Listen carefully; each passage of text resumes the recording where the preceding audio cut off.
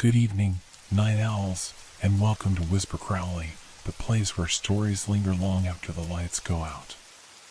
Tonight, we prepared chilling tales paired with the soothing sound of rain to ignite your imagination and make your heart race. If you feel the cold creeping in, tap that like button. It helps keep the shadows alive. Tell us in the comments where you're listening from or share the scariest moment that sent shivers down your spine. Don't forget to subscribe. You wouldn't want to miss what lurks in the darkness ahead. I sat down at my desk, adjusting my chair as I did every morning.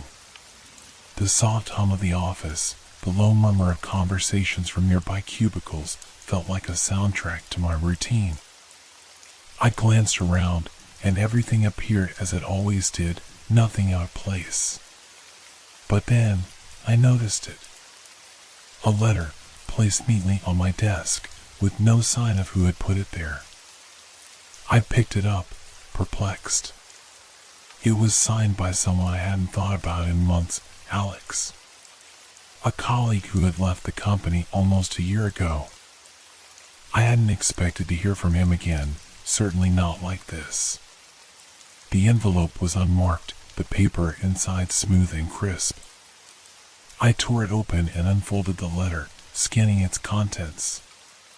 Dear Sarah, I hope this message finds you well. I've heard about the new challenges you're facing at work. While I am no longer there, I thought I could offer some advice. When you read this, you will understand. The key is in the details, just as we used to discuss. Best wishes, Alex. My fingers paused at the last line. What challenges? I hadn't told anyone about my worries. So how did Alex know? My brow furrowed, and I glanced around the office, as if expecting to see someone who could explain this strange message. But no one was paying attention to me. Everyone was busy with their tasks, lost in their own routines. The office was unusually quiet today.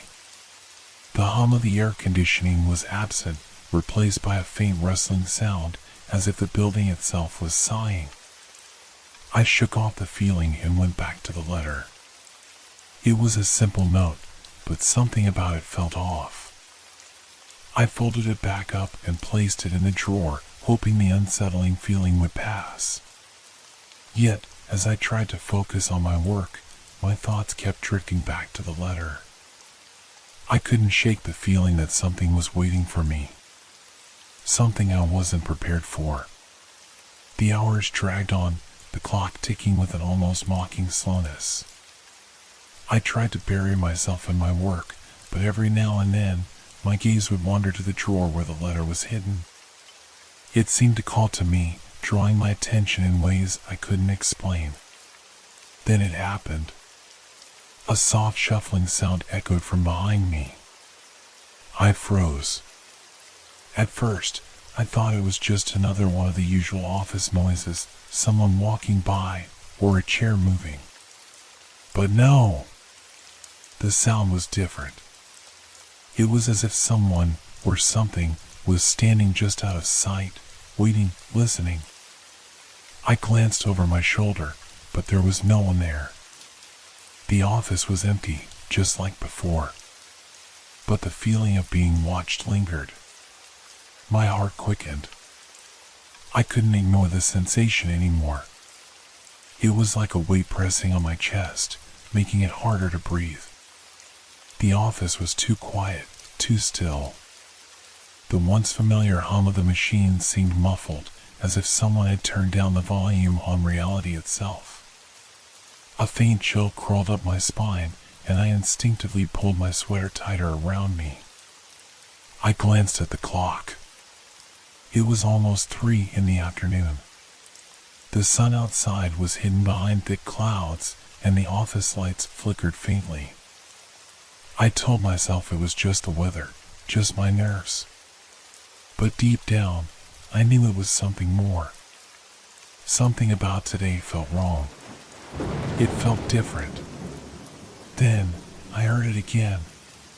The rustling, but this time it was closer. I could hear it distinctly now, like the soft scuffing of shoes across the carpet.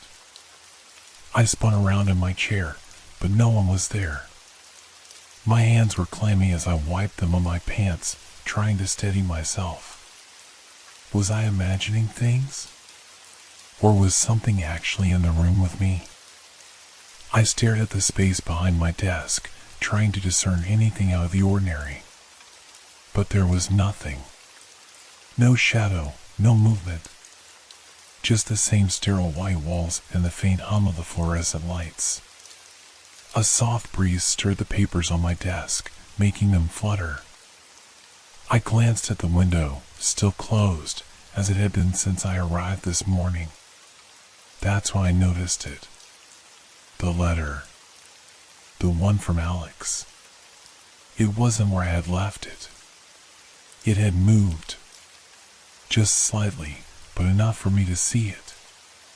It was now lying face up on my desk, the paper visible. I hadn't touched it since I placed it in the drawer.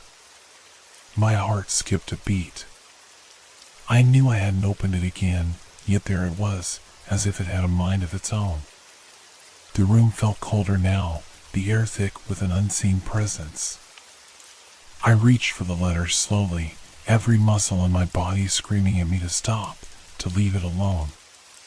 But I couldn't. I had to know. I picked it up, my fingers trembling. The words on the paper were the same. But as I scanned them again, something new caught my eye. At the bottom of the page, in fine, almost imperceptible handwriting, were additional words. You can't escape it. My breath caught in my throat. The feeling of dread washed over me in a wave, drying out all rational thought. Something was happening. Something I couldn't explain. And I was in the middle of it. I dropped the letter back onto the desk, my hand shaking. The words "you can't escape it" lingered in my mind, echoing like a mantra I couldn't shake. I stood up abruptly, trying to steady myself, but the air around me seemed thicker, more oppressive. The walls felt like they were closing in. I walked over to the window, hoping the sight of the outside world would ground me, remind me that everything was fine. But as I looked out, the city seemed strangely muted. The usual bustle of cars, the hum of distant voices, was absent. The streets were empty, the buildings washed out in the gray afternoon light. Even the trees outside were still, as if frozen in time. A cold shiver ran through me. I turned away from the window quickly and walked back to my desk. The office, once so familiar, now felt alien. The silence was unnerving, but the worst part was the feeling someone, or something, was watching me. I couldn't pinpoint it, but I knew it was there. My mind raced. Had I been working too much? Was I hallucinating? But no, this felt real. Too real. I sat down again, trying to regain some composure. My fingers hovered over the keyboard, but I couldn't bring myself to type. Instead, I reached for my phone. I needed to call someone, anyone, to get out of this state of panic. But as soon as I unlocked my phone, it buzzed in my hand. A message. It was from an unknown number. I see you. I froze. My heart pounded in my chest. I looked around the room again, my eyes darting from corner to corner, as if expecting someone to materialize out of thin air. But the room remained empty. The message made no sense. How could anyone know where I was, what I was doing? It could be a prank, or maybe a mistake. But the words felt different this time. Cold. Foreboding. Suddenly, I heard a soft knock. It was quiet, almost too soft to be real. I paused, unsure if I'd imagined it, but then it came again, a faint tap on the door. My pulse quickened. No one else was supposed to be here. The office was nearly empty at this hour. I stood up, my legs unsteady, and slowly walked to the door. My hand hovered over the doorknob, but I hesitated. What if it was someone playing a cruel joke? Or worse, what if it wasn't someone at all? The knock came again, and this time it was louder. I swallowed hard and opened the door, my breath catching in my throat. But there was no one there. The hallway outside was empty, the dim light casting long shadows across the floor. I stepped out cautiously, scanning the corridor. It felt colder now, the lights flickering as if they were struggling to stay on. The air smelled stale, like it had been untouched for too long. There was no sound, just the soft buzzing of the overhead lights. I took a few steps forward, my footsteps echoing unnervingly loud in the silence. The feeling of being watched intensified with each passing second. I reached the end of the hallway and turned the corner. The stairwell door was open, a shadow moving behind it. Something moved in the dark. I rushed back to my desk, my heart hammering in my chest. The silence that had once been so oppressive now felt suffocating. The air itself seemed to be closing in around me. I sat down at my desk again, staring at the screen, but I couldn't focus. I could feel it, something was out there, and it was coming closer. The letter. Alex's advice. The key is in the details. I suddenly understood. The strange sounds. The feeling of being watched. The movement in the dark. It wasn't a coincidence. Something had been set in motion, and I had no idea how to stop it. I grabbed the letter again, tearing it open with urgency, hoping there was something more I had missed. Follow the path. You'll know when it's time. I stared at the words, a sinking feeling in my stomach. The path? What path? The office had changed. The walls had become darker, the shadows longer. The air seemed to hum with an unspoken tension, and I couldn't help but feel like I was no longer alone. And that's when I heard it. A soft, almost imperceptible whisper, like someone's breath on the back of my neck. It's time.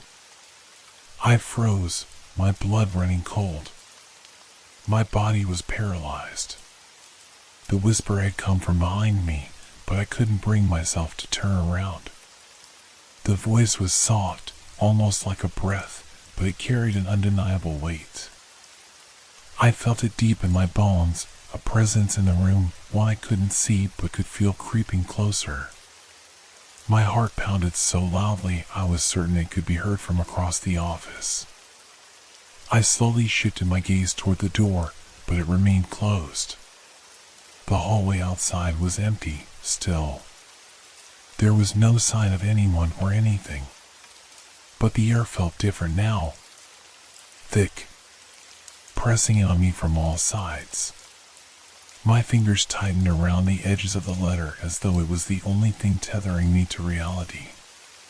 My mind raced, trying to make sense of everything that had happened, the letter, the strange occurrences, the feeling of being watched, and now this whisper. The walls, once white and sterile, seemed to shift, their edges blurring into darkness. The faint rustle of paper on my desk, which had once been a comforting sound, now felt like the rustling of something far more sinister. My eyes darted to the shadows in the corners of the room, expecting something to move, but there was nothing but an overwhelming silence. The air grew colder, and I could see my breath now, fogging in front of me. Panic gripped my chest, my mind telling me to leave, to run, to do anything to escape this feeling, but my legs felt like lead. I was rooted to the spot. Then, another whisper, this time louder, more distinct, follow the path. It wasn't Alex's voice. It was deeper, rougher, and it seemed to come from everywhere at once, reverberating through the room, filling the empty space with its presence. I clutched the desk, my knuckles turning white, trying to steady myself. I looked around the room again. The shadows in the corners weren't just shadows anymore. They were shapes, figures that seemed to pulse, to breathe, but never fully materialized. My breath quickened, and I felt the air around me thicken, as if the very space was pressing against my skin, trying to force me into submission. I had to leave. I had to get out of here. But as I stood, I noticed something strange. The letter, the one I had just held, was now on the floor right in front of me. It hadn't fallen. It had been placed there as if it had been carefully set down by an unseen hand. My pulse raced as I bent down to pick it up, almost unwillingly, like some force was drawing me to it. I opened the letter again, my fingers trembling. The handwriting on the page had changed. It's too late. The path has already begun. I felt the words like a punch to my gut. What did it mean? What path? What had I set into motion? I looked at the desk in front of me, the room feeling smaller and smaller. The shadows were stretching now, reaching across the floor toward me, growing, becoming more defined, more alive. The temperature dropped even further, and I could hear it, the faint sound of something dragging across the floor, slow and deliberate. It was coming closer. The sound was unmistakable. I wasn't alone anymore. Something was in the room with me. I turned toward the noise, my breath catching in my throat. The door behind me creaked, and I spun around, my heart racing. The hallway, the one I had just checked moments ago, was now bathed in darkness. The light had flickered out, leaving nothing but blackness beyond. It's time, the voice whispered again, this time almost directly in my ear, and the floor beneath me seemed to shift. I staggered backward, my hands reaching out, trying to steady myself. But my fingers found nothing solid to hold on to. It was like the room was warping. The walls began to bend, to sway, as if the very space around me was stretching, pulling me into something not real. My head spun as I looked at the shadows, now twisting, elongating into grotesque shapes. Faces appeared within them, twisted, distorted faces with eyes that seemed to watch me, study me. My pulse quickened, a feeling of suffocating panic rising in my chest. The shadows were alive, and they were coming for me. I turned and fled. I don't remember exactly how I made it to the door, but suddenly I was in the hallway, gasping for air. The light above flickered, casting erratic shadows across the walls. I ran toward the stairwell, my feet pounding against the cold, hard floor. But as I reached for the door, it slammed shut with a deafening bang, trapping me in the hallway. I twisted the doorknob frantically, but it wouldn't budge. I was trapped. My breath was shallow now, every instinct screaming at me to escape, to find a way out, but the space around me felt like it was closing in, suffocating me. The shadows pressed against the walls, and I could hear them, whispers, soft and distant, yet growing louder with each passing second. The path was laid out for me. There was no turning back now. I backed away from the door, my heart hammering in my chest. The walls around me seemed to pulse, shifting with the shadows that stretched and twined through the corridor. It was as if the building itself had become a living, breathing entity, and I was its prey. I spun in place, searching for an escape, but there was nowhere to go. The hallway had transformed into something unrecognizable, twisted, alien. The familiar walls seemed to sway like trees in the wind, and the flickering lights overhead cast long, jagged shadows that stretched unnaturally across the floor. My mind raced.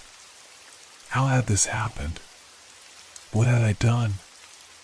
I turned toward the stairwell again, hoping the door would open, but it remained shut tight. Desperation surged through me, my fingers tightening on the doorknob. I could hear the low hum of the building's machinery, a sound that used to be reassuring but now felt like a warning. I pulled harder, but the door didn't give. It felt like the walls were pushing back against me, holding me in place. Then, from the corner of my eye, I saw it. A figure. A dark shape standing at the end of the hallway. At first, I thought it was just another shadow, something my mind was playing tricks on me with. But as I blinked, it didn't disappear. It was real. A silhouette of a person, standing still, watching. I felt the blood drain from my face. It was Alex. But not Alex as I remembered him. His form was distorted, almost ghostly, as though he existed between two worlds. His eyes were dark, hollow, as if he was looking through me rather than at me. The air grew colder the longer I stared, my body freezing with a terror I couldn't explain. The figure didn't move. It just stood there, and I could feel the weight of its presence in every part of the room. "You've come far," the voice said, but this time it wasn't the whisper of the shadows, it was Alex's voice, only it sounded wrong, hollow, and distant. "But it's not enough. You have to finish it."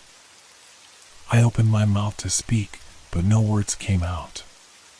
The fear had paralyzed me, holding me in place like a puppet with its strings cut. The figure started to move. Slowly at first, then quicker, the shadows seeming to stretch along the floor as if trying to reach me. I stumbled back, my legs weak, but I couldn't move fast enough. The closer the figure came, the darker the hallway grew. I could feel my heartbeat in my throat, a heavy, deafening pulse, each thud sending waves of panic crashing through me. Suddenly, the shadows swirled around me, wrapping me in a cold, suffocating embrace. The figure was just a few feet away now, its presence overwhelming. And then I heard it, that same whisper again, only louder this time, as if it were right next to my ear. "Follow the path. It's too late to turn back." I felt the pull, an undeniable force, like the shadows were pulling me forward, into the figure. I resisted, trying to fight it, but my body wouldn't obey. My feet moved against my will, dragging me toward the figure. My vision blurred as I was consumed by darkness, the hallway vanishing behind me. The only thing I could see now was the figure. The air was thick with cold, and I felt myself growing weaker, like the life was being drained from me with every step. The figure reached out with a hand that seemed to stretch too long, its fingers long and thin, like tendrils of the darkness itself. It touched my shoulder, and a shock ran through me, a jolt of cold that made me gasp. The contact felt like ice, like I was being pulled into the very heart of the darkness that surrounded me. "You're part of it now," the voice said, and I could feel the weight of the words press down on me, suffocating me. The world around me seemed to crumble, breaking apart into pieces, and then everything went black. When I woke up, I was back at my desk. The office was normal again, too normal. The light was bright, the air was warm, and the hum of the machines was comforting, not oppressive. I blinked, trying to clear the fog in my mind, but everything felt wrong. It was like I had never left. Like none of it had happened. I glanced around the room. No shadows. No figures. Nothing out of place. But then, as I reached for my keyboard, I saw it, the letter. It was lying on my desk again, exactly where it had been when I first found it. I picked it up, trembling, and there it was, at the bottom of the page. You can't escape it. The cold feeling washed over me again, creeping up my spine. My fingers tightened around the letter as I stared at the words, the realization settling over me like a heavy weight. It wasn't over. It had never been over. And the path was just beginning. The end, or maybe just the beginning.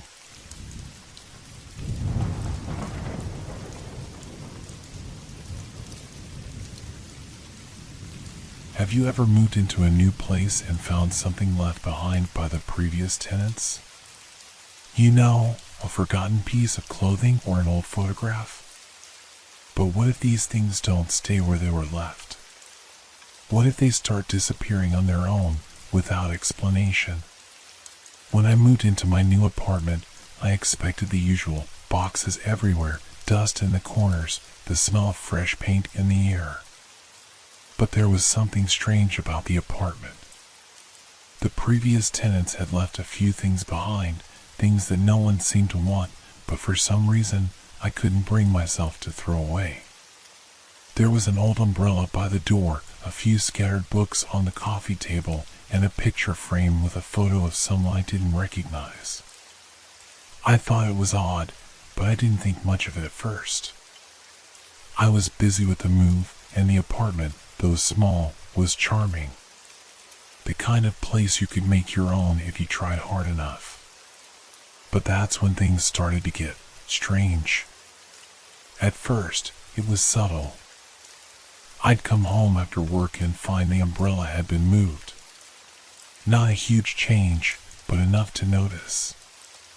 It wasn't where I had left it the night before.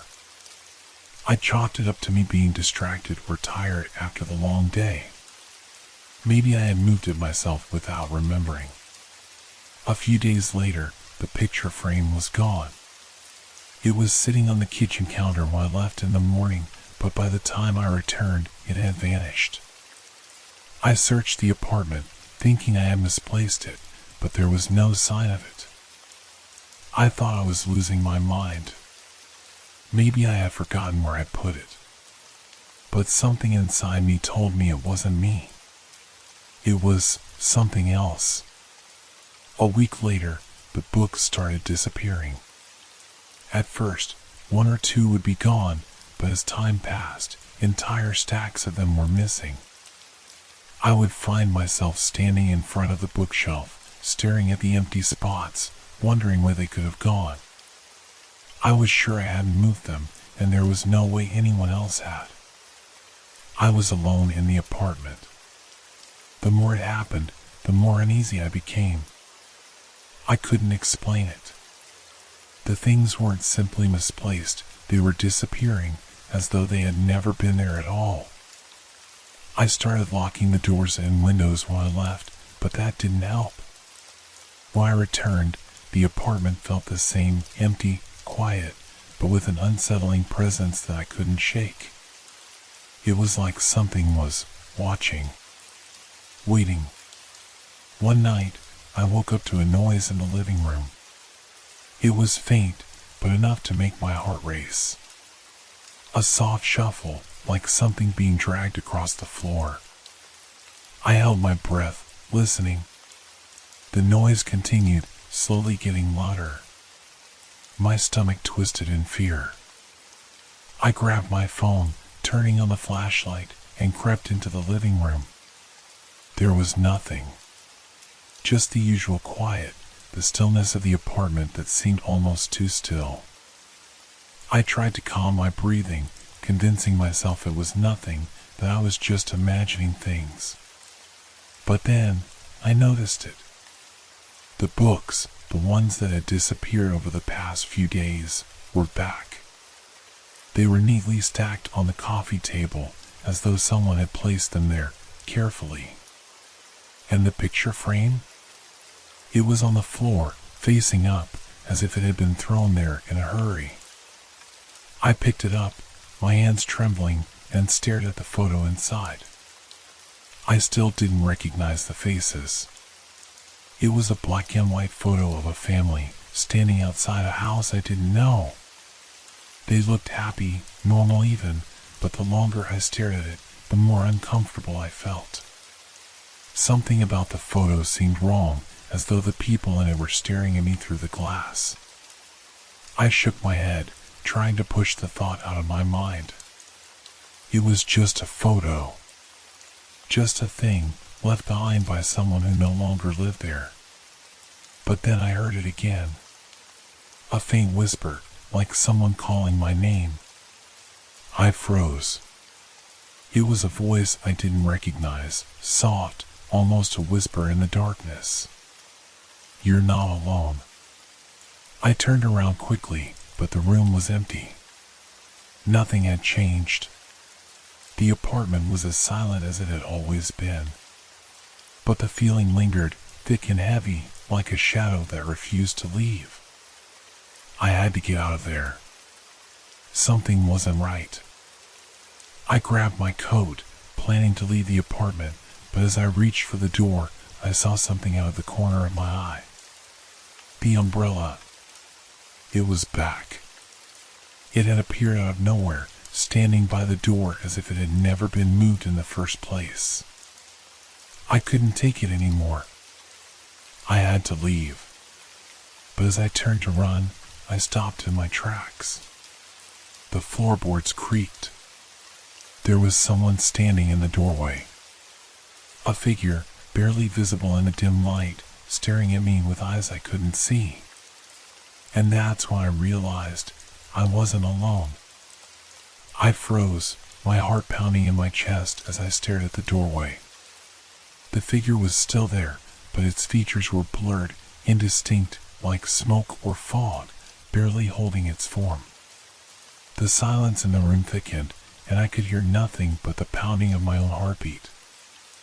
I felt trapped, caught between the need to escape and the paralyzing fear that rooted me to the spot. The figure didn't move, and I didn't move either. The air around me felt heavier, colder. It was as though the apartment itself had become alive, suffocating me with its presence. I could barely breathe, my throat tight as I tried to make sense of what I was seeing, or rather, what I was feeling. The room seemed to warp and bend in ways that didn't make sense. The walls felt closer, the ceiling lower. Then, the figure stepped forward, its movements so slow and deliberate that it made my skin crawl. Each step was like a whisper against the air, soft but sharp in the silence. The closer it got, the more I could feel it, like a weight pushing down on me, a pressure I couldn't escape. I wanted to scream, to run, but my legs wouldn't move. The door behind me, the one I had been so desperate to reach, felt miles away. Every instinct in my body screamed at me to get out, but the figure was closer now, standing just a few feet away. And then it spoke. "You shouldn't have stayed." The voice was nothing like a human voice. It was hollow, distant, echoing from all around me. It sent a chill down my spine, making every hair on my body stand on end. My knees felt weak, and I could barely hold myself upright. The words didn't make sense. Stay? I hadn't chosen to stay. I had no choice. I had just moved in. But what if that was the problem? I tried to speak, but my mouth went dry, and no words came out. The figure stepped closer still, and I could feel the temperature drop even further. The air was biting, sharp, as if something unseen was brushing against my skin. It was suffocating, oppressive.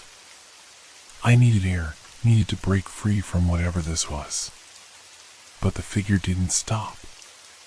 It was right in front of me now, its form more distinct, dark, shifting like a shadow, but with something else, something wrong about it. The closer it got, the more I felt the presence of the things that had been left behind, the umbrella, the books, the photo. They weren't just objects. They were reminders. reminders of something I didn't understand, something that didn't belong here. I gasped, finally finding my voice, but it was weak, almost inaudible. "What are you?" The figure didn't answer right away. Instead, it seemed to fade slightly, as if retreating into the darkness around it. I blinked, trying to keep my focus, but when my eyes refocused, it was gone. The hallway outside the apartment was empty. There was no figure standing in the doorway. But the air was still thick with something I couldn't name. I could still feel the presence, pressing in from every corner of the room, like it was waiting for something. Waiting for me to do something. The whisper came again, louder this time, but more distant, as if it was coming from deep within the walls. "You shouldn't have stayed." The words echoed in my head, and for a moment, everything seemed to freeze. The apartment around me was still, silent, but I could feel the weight of something watching. The objects that had disappeared weren't gone. They were waiting. And so was I. I quickly grabbed my coat, stumbling toward the door again, my hand shaking as I tried to unlock it. But before I could turn the handle, something caught my eye. The photo. It was back. It was sitting on the kitchen counter, as if someone had placed it there for me to see. I felt a wave of nausea rise in my throat as I walked toward it, unable to resist the pull. I picked it up, my fingers trembling as I looked at the black and white photo once again. This time, I noticed something I hadn't before. The people in the photo weren't just staring at the camera. They were looking directly at me. Their eyes were cold, empty, as if they were aware of my presence. As if they were waiting. The moment I realized this, the lights flickered. I turned toward the source of the noise, faint at first, like a distant hum coming from the walls. The sound grew louder, like something scratching beneath the floorboards. It was rhythmic, deliberate, like a clock counting down to something I wasn't ready for. I dropped the photo, my breath quickening. The scratching grew louder, coming closer, as if something was moving beneath the very walls of the apartment, closing in on me. Then, I heard a knock. It wasn't from the door. It was from inside the apartment, coming from the walls themselves. I backed away, my legs shaking, my mind racing. I had to leave, but I couldn't. I was trapped. The knocking continued, faster now, like something was trying to break through, to get to me. And then, the door opened. Not from the outside, but from within the apartment itself. The door I had just locked moments ago was now wide open, swinging on its hinges, as if something was waiting for me on the other side. I didn't move. My body wouldn't obey. I just stood there, staring at the open door, as the sound of knocking, of scratching, grew louder. And behind the door, the shadows stretched, reaching out toward me, pulling me into the unknown. I couldn't breathe. The door was open wide now, its frame dark and hollow. The air felt colder, sharper, as though something from beyond that threshold was calling me. I wanted to run, to leave everything behind, but my feet were glued to the floor. My pulse hammered in my ears, louder than the scratching from the walls, louder than the whispers that still echoed in my mind. The door didn't just swing open. It invited me in. And somehow, I knew that the moment I crossed that threshold, nothing would ever be the same. It was like a silent agreement had been made between me and whatever lay beyond it. I could hear the knocking again, this time faster, frantic, like something desperate to get out. Something that had been waiting a long time. The shadows inside the doorway seemed to shift, rippling like smoke. I didn't know what I was seeing. It was too dark to tell, but I could feel it, something moving, something watching. I should have run. I should have screamed. I should have done anything but stand there, staring at the door. But my legs wouldn't move. My mind wouldn't let me turn away. The whispering started again. This time, it was clearer. Come closer. I wanted to scream, but the words stuck in my throat. Instead, I took a hesitant step forward, almost against my will. The moment my foot touched the ground, the temperature in the room dropped even further. A cold so deep it made my skin ache. It seeped into my bones. The knocking came again, this time louder, more violent. I jumped, instinctively taking a step back. But then, something happened. Something I couldn't explain. The photo. The photo from the kitchen counter, it was there again, but now it was in the doorway. Floating. Suspended in midair, as though held by invisible hands. And the faces. The faces in the photo, they weren't still anymore. They were moving. They were smiling. No, grinning, grins that were too wide, too sharp. Their eyes, they were wide open, staring directly at me with something dark and knowing in their gaze. I gasped, stumbling back as the photo fell to the floor with a loud crash. The glass shattered, but the faces, they didn't fade. They lingered in the shards, still grinning at me, trapped in their glassy prison. I turned to run. I had to get out of there, had to leave. But as I moved toward the door, I heard something that made me freeze. A voice. Not from the figure, not from the shadows. A voice from the photo. You shouldn't have stayed. I froze in place. The voice wasn't real. It couldn't be. It was just an echo, a trick of my mind. It had to be. I turned slowly to look at the shattered photo, but this time there was something new. The room was no longer just dim, it was alive with darkness. The shadows had spread, creeping along the walls like living things, thick and oppressive. They seemed to crawl, moving toward me, filling the space. The air was so heavy now, so thick, that I could barely breathe. The knocking had stopped. But now, there was something else. A low, guttural sound. A growl, almost, coming from behind the door. It wasn't human. It wasn't even animal. It was something older. Something that didn't belong here. I felt the ground beneath my feet begin to tremble. At first, it was subtle, just a faint vibration, like a distant rumble of thunder. But it grew stronger, more insistent, until the entire apartment seemed to shake. The walls rattled, and the light bulbs flickered violently overhead.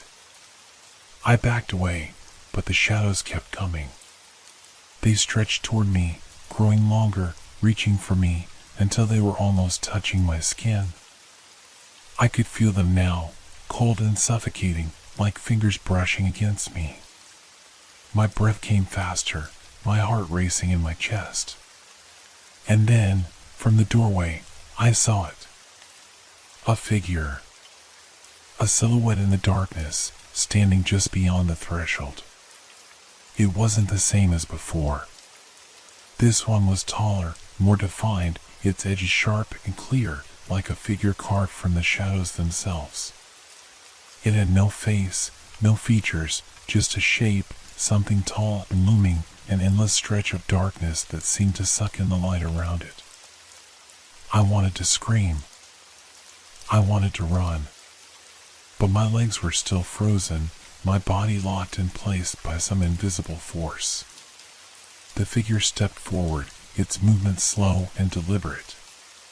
Each step it took felt like a weight pressing down on me, making the room feel smaller, more suffocating.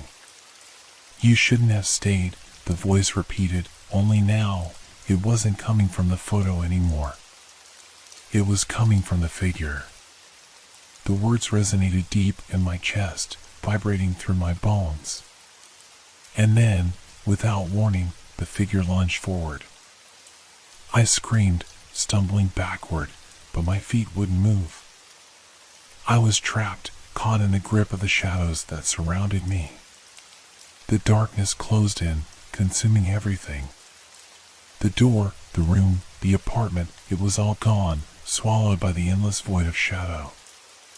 And then, just as quickly as it had started, it all stopped. The shadows vanished. The room was silent again. The door was closed. And I was alone. But I wasn't sure if I was really alone anymore. I stumbled toward the door, my legs shaking, my heart still racing. I didn't know what had just happened. Was it real? Was I losing my mind? I reached for the door handle and stopped. There, in the corner of my eye, something moved. It was the photo again. Only now, it was in my hand.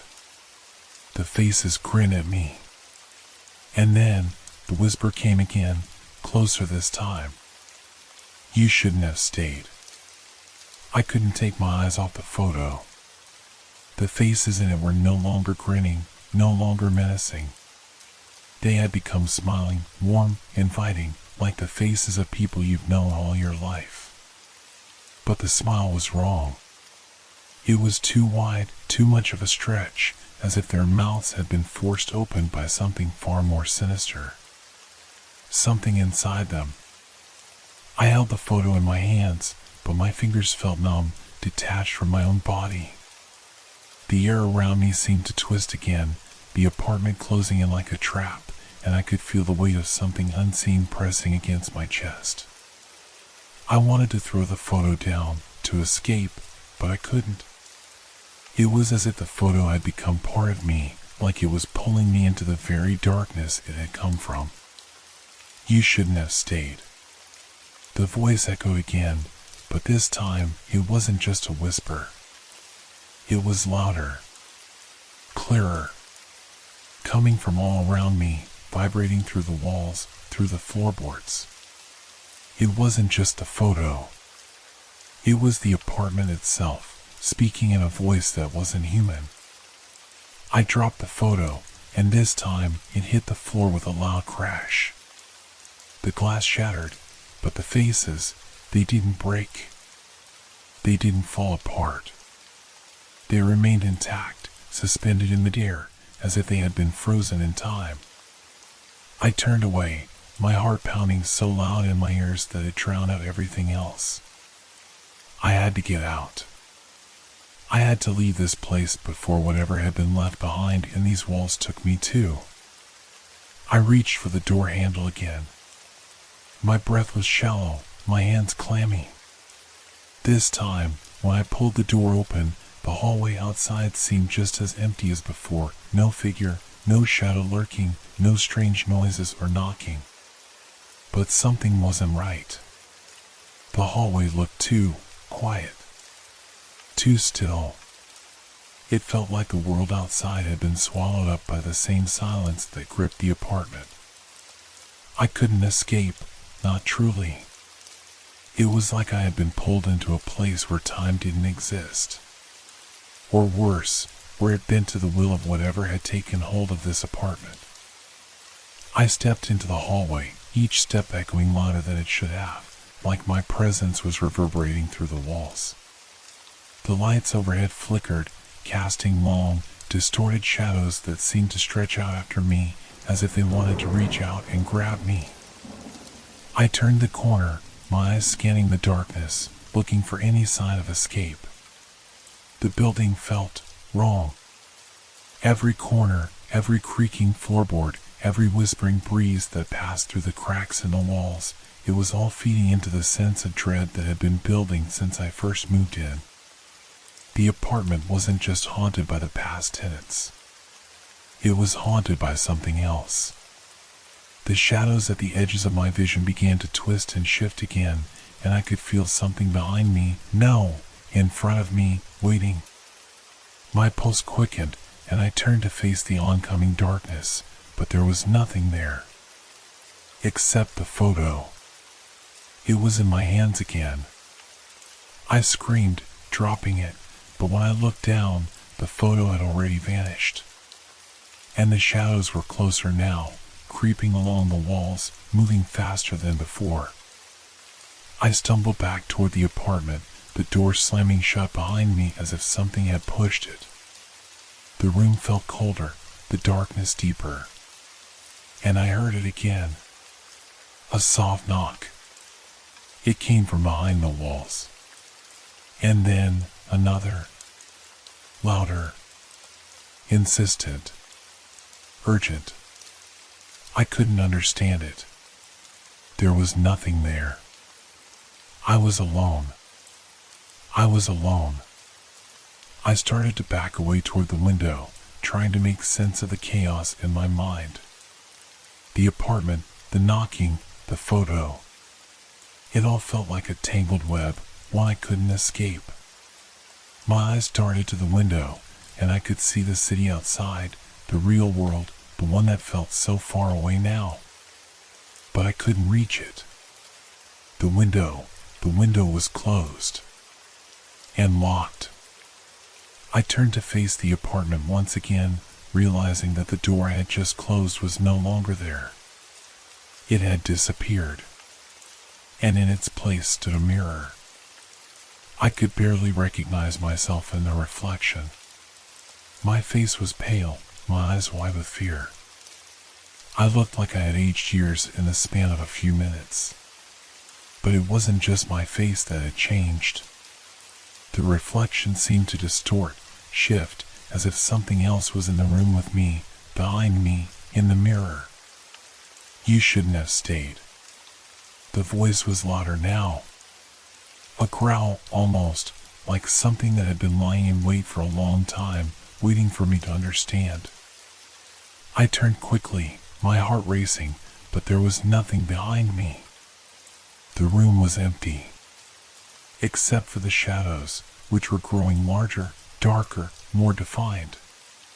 They were pulling toward the mirror, like they were calling it, pulling it closer. I ran. I didn't think. I didn't look back. I just ran, hoping to find the door, hoping to find any way out of this place before it swallowed me whole. My feet pounded against the floor, my breath coming in ragged gasps. But the apartment, it was moving. The walls seemed to stretch, the hallway winding on itself, turning and twisting in ways that couldn't be real. The air thickened with each step, and the shadows closed in faster than I could run. I could hear it. The knocking, the growling, the whisper. And then I heard something worse. The sound of footsteps. They were behind me. Someone, or something, was following me. The footsteps echoed through the hallway, steady and deliberate. It wasn't just the sound of footsteps, it was the sound of something chasing me. Something that was moving faster, closing the distance with every breath I took. My heart pounded against my ribcage, the blood rushing in my ears, drowning out everything else. I didn't dare look back. I couldn't. If I turned, I knew it would be there, right behind me, watching, waiting. It had already taken so much from me. I couldn't let it take me too. The hallway stretched on endlessly, the walls closing in, narrowing the space between me and the shadows that had begun to swirl around my feet. They didn't just cling to the walls anymore. They were crawling along the floor, creeping toward me like snakes, waiting to pull me into their cold embrace. I kept running, the sound of my feet slapping against the floor, the growling and knocking behind me. It was getting closer. Too close. And then, just as I thought I could run no more, I saw it. The exit. The front door. It was there. I had never been so relieved to see anything in my life. I reached for the handle, my hand trembling as I gripped it. But when I pulled, the door didn't budge. It was locked. The same lock that I had left unlocked only moments ago. I jerked the handle, desperate to escape, but it was as if the door itself had become part of the walls. It was stuck, impossible to open, as though the room itself was holding it shut. Behind me, the footsteps stopped. A cold, suffocating silence took over the space. I didn't dare turn around. I couldn't. And then, from the corner of my eye, I saw it. The figure. It was standing in the hallway. Just standing there, waiting. It wasn't the shadow from before. It was different. Taller. More defined. More solid. The figure didn't move. It didn't speak. It simply stood there, its dark, hollow outline absorbing the light around it. But there was something in the air, something about it, that made my skin crawl. It was like the air had thickened around me, like I was being suffocated by its presence. You shouldn't have stayed. The voice came again, but this time it was different. It wasn't coming from the figure. It was coming from the walls. The floor. The ceiling. The very space around me. It was everywhere. I turned to the door once more, pulling at the handle with all my strength, but it wouldn't give. The figure remained motionless, and yet I could feel its eyes on me, feel its gaze piercing through me. In that moment, I realized something that terrified me more than anything else. This wasn't just an apartment. It wasn't just a building. It was a trap. A trap designed to keep me here, to make me part of it. Whatever had been left behind when the previous tenants moved out, whatever had been sealed inside these walls, it was waiting for me. It was waiting for anyone who dared step into its domain. The figure didn't move, but the shadows did. The darkness around me grew deeper, darker, suffocating, as if the very room was being swallowed by the void. The walls started to close in, slowly at first, like a tightening noose. I could hear the groaning of the building, the creaking of wood and steel. It was as if the apartment itself was alive, breathing, shifting. I had no time left. I had to make a choice. I didn't know how I did it, but I found the strength to pull my hand away from the door and turn around. I took one last, desperate look at the figure. And for a moment, I thought I saw something behind it. A doorway. A way out. But when I blinked, it was gone. The figure remained, still watching. I turned and ran again, this time with all my might. My legs were burning, my breath ragged. The shadows were closing in, reaching for me, pulling me deeper into the nightmare that had become this apartment. My vision blurred, my body screamed for rest, but I couldn't stop. I couldn't. The knocking was louder now. Faster. Like a drumbeat, pounding in my chest. And the growling, the whispering, it was all around me, vibrating the walls, vibrating my very soul. And then, just as I thought I could run no more, I saw the stairs. The stairwell. I bolted toward it, not caring if I stumbled, not caring if I fell. I needed to get out. I needed to escape. But as I reached the stairs, something grabbed me. A hand. Cold. Dry. Like bone. I screamed, fighting against it, but the grip tightened, pulling me backward toward the apartment. I spun around, terror flooding my mind, but there was no one there. No one. Just darkness. And the knocking. The knocking was louder than ever. I couldn't breathe. I couldn't move. I couldn't escape.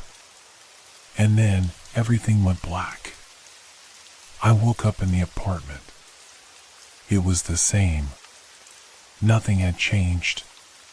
The walls were the same, the floor was the same, the shadows were the same. And in my hands, I found the photo again. The faces were grinning. You shouldn't have stayed. It wasn't over.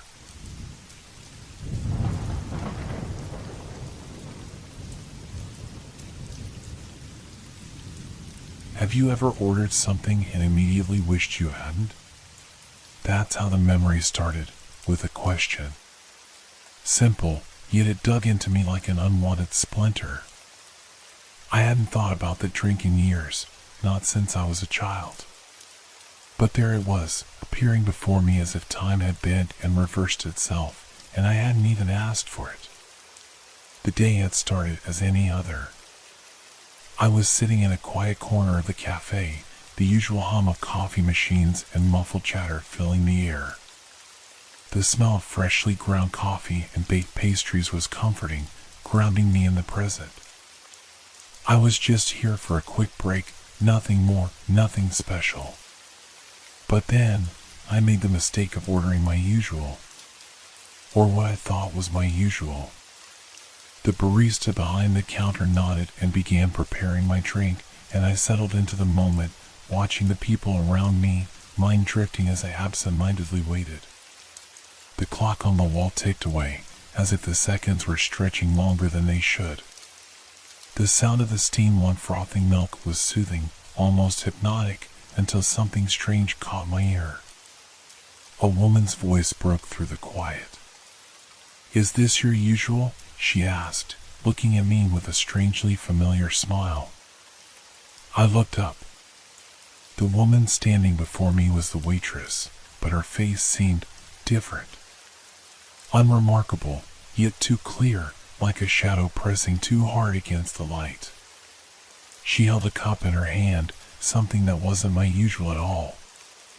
"Excuse me?" I stammered, trying to make sense of the situation. Her smile didn't waver. "It's the same one you used to drink when you were younger, right?" I stared at the cup she offered. It wasn't a regular coffee. The liquid inside was darker than I was used to, almost black, with a thick foam on top that was strangely familiar. The smell was unsettling, pungent in a way that made my stomach twist. It was the same drink I had as a child, something I hadn't tasted in years. The smell brought memories rushing back, memories I hadn't wanted to revisit. I felt my pulse quicken. "This isn't what I ordered," I said, trying to force my voice to steady. The waitress didn't answer right away. She simply slid the drink closer to me, as if it belonged there, as if she had known exactly what I wanted before I did. "This is your usual," she repeated softly, her voice oddly mechanical. "This is what you always ordered." Something in her tone, the way her words felt rehearsed, sent a chill down my spine. It was almost like she knew me in a way that was too intimate, too specific. I could feel the hairs on the back of my neck prickle as the room seemed to grow quieter. The low murmur of conversation around me faded, and the clink of spoons and cups became muffled, as if someone had turned the volume down on the world.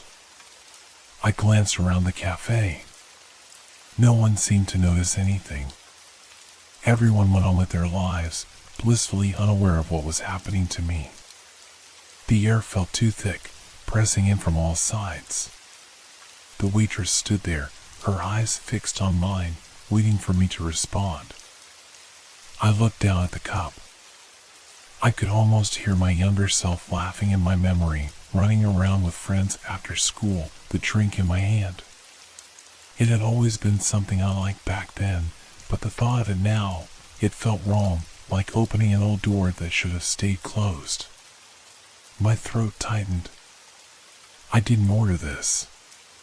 She didn't blink, didn't react. Her gaze never wavered. "You did," she said softly, her smile deepening. "You always do." And then she walked away.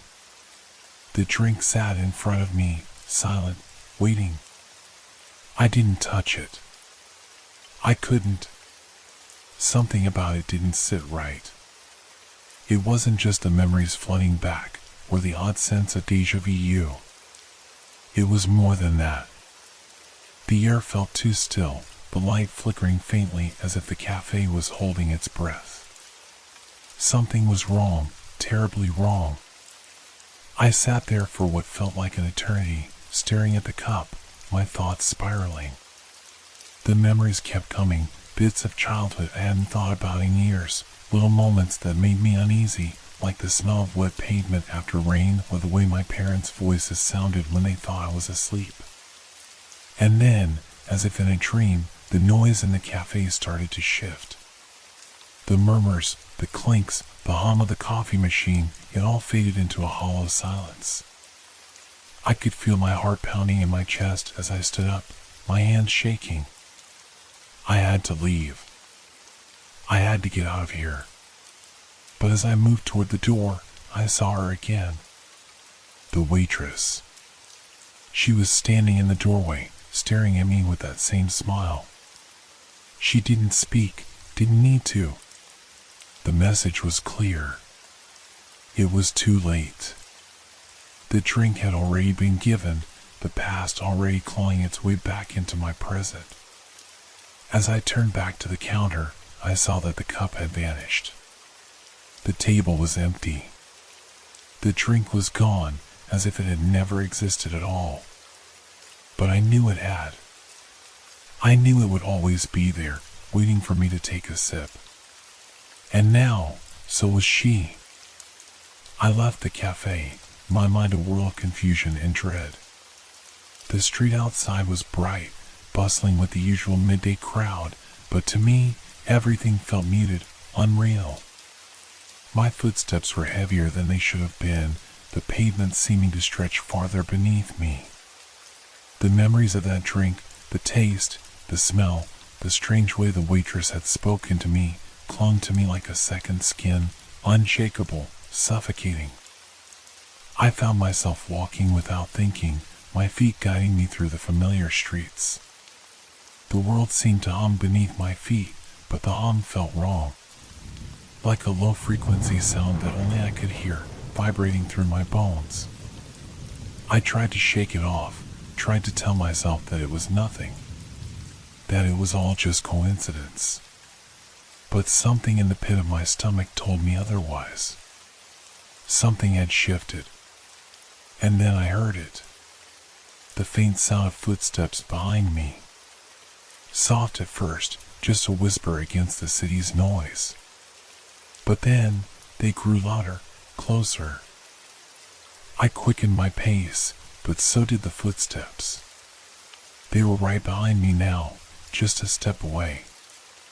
I glanced over my shoulder, expecting to see someone, anyone, there. But the street was empty. There was no one following me. No one at all. Still, the footsteps were there, echoing in my mind as clearly as if someone were walking in time with me. I stopped. The sound stopped. I stood there for a moment, trying to make sense of it, my breath catching in my throat. My chest tightened, and I could feel the air growing colder around me. It wasn't just the change in temperature. It was something else, something heavier. And then I heard it again. The faintest of whispers. "Why didn't you drink it?" The voice was low, almost too soft to hear, but it was unmistakable. I knew it came from behind me, from the space where no one was standing. I didn't turn around. I couldn't. I started walking again, faster this time, trying to outrun the voice, the footsteps, the feeling that was tightening around me like a vice. My heart raced, and I could feel the sweat forming on my brow, my palms clammy. But no matter how quickly I walked, the footsteps never stopped. They followed me, always just behind me, like a shadow. When I reached my apartment building, I rushed through the entrance, nearly stumbling over my own feet. I slammed the door behind me, leaning against it as I caught my breath, trying to steady myself. The hallway was empty, quiet. The footsteps were gone, the voice silenced. I told myself I was just being paranoid, that it was all in my head. I had to be imagining things. But then, as I turned to walk toward the stairs, I saw it. A small, inconspicuous note pinned to the wall, the edges frayed and worn.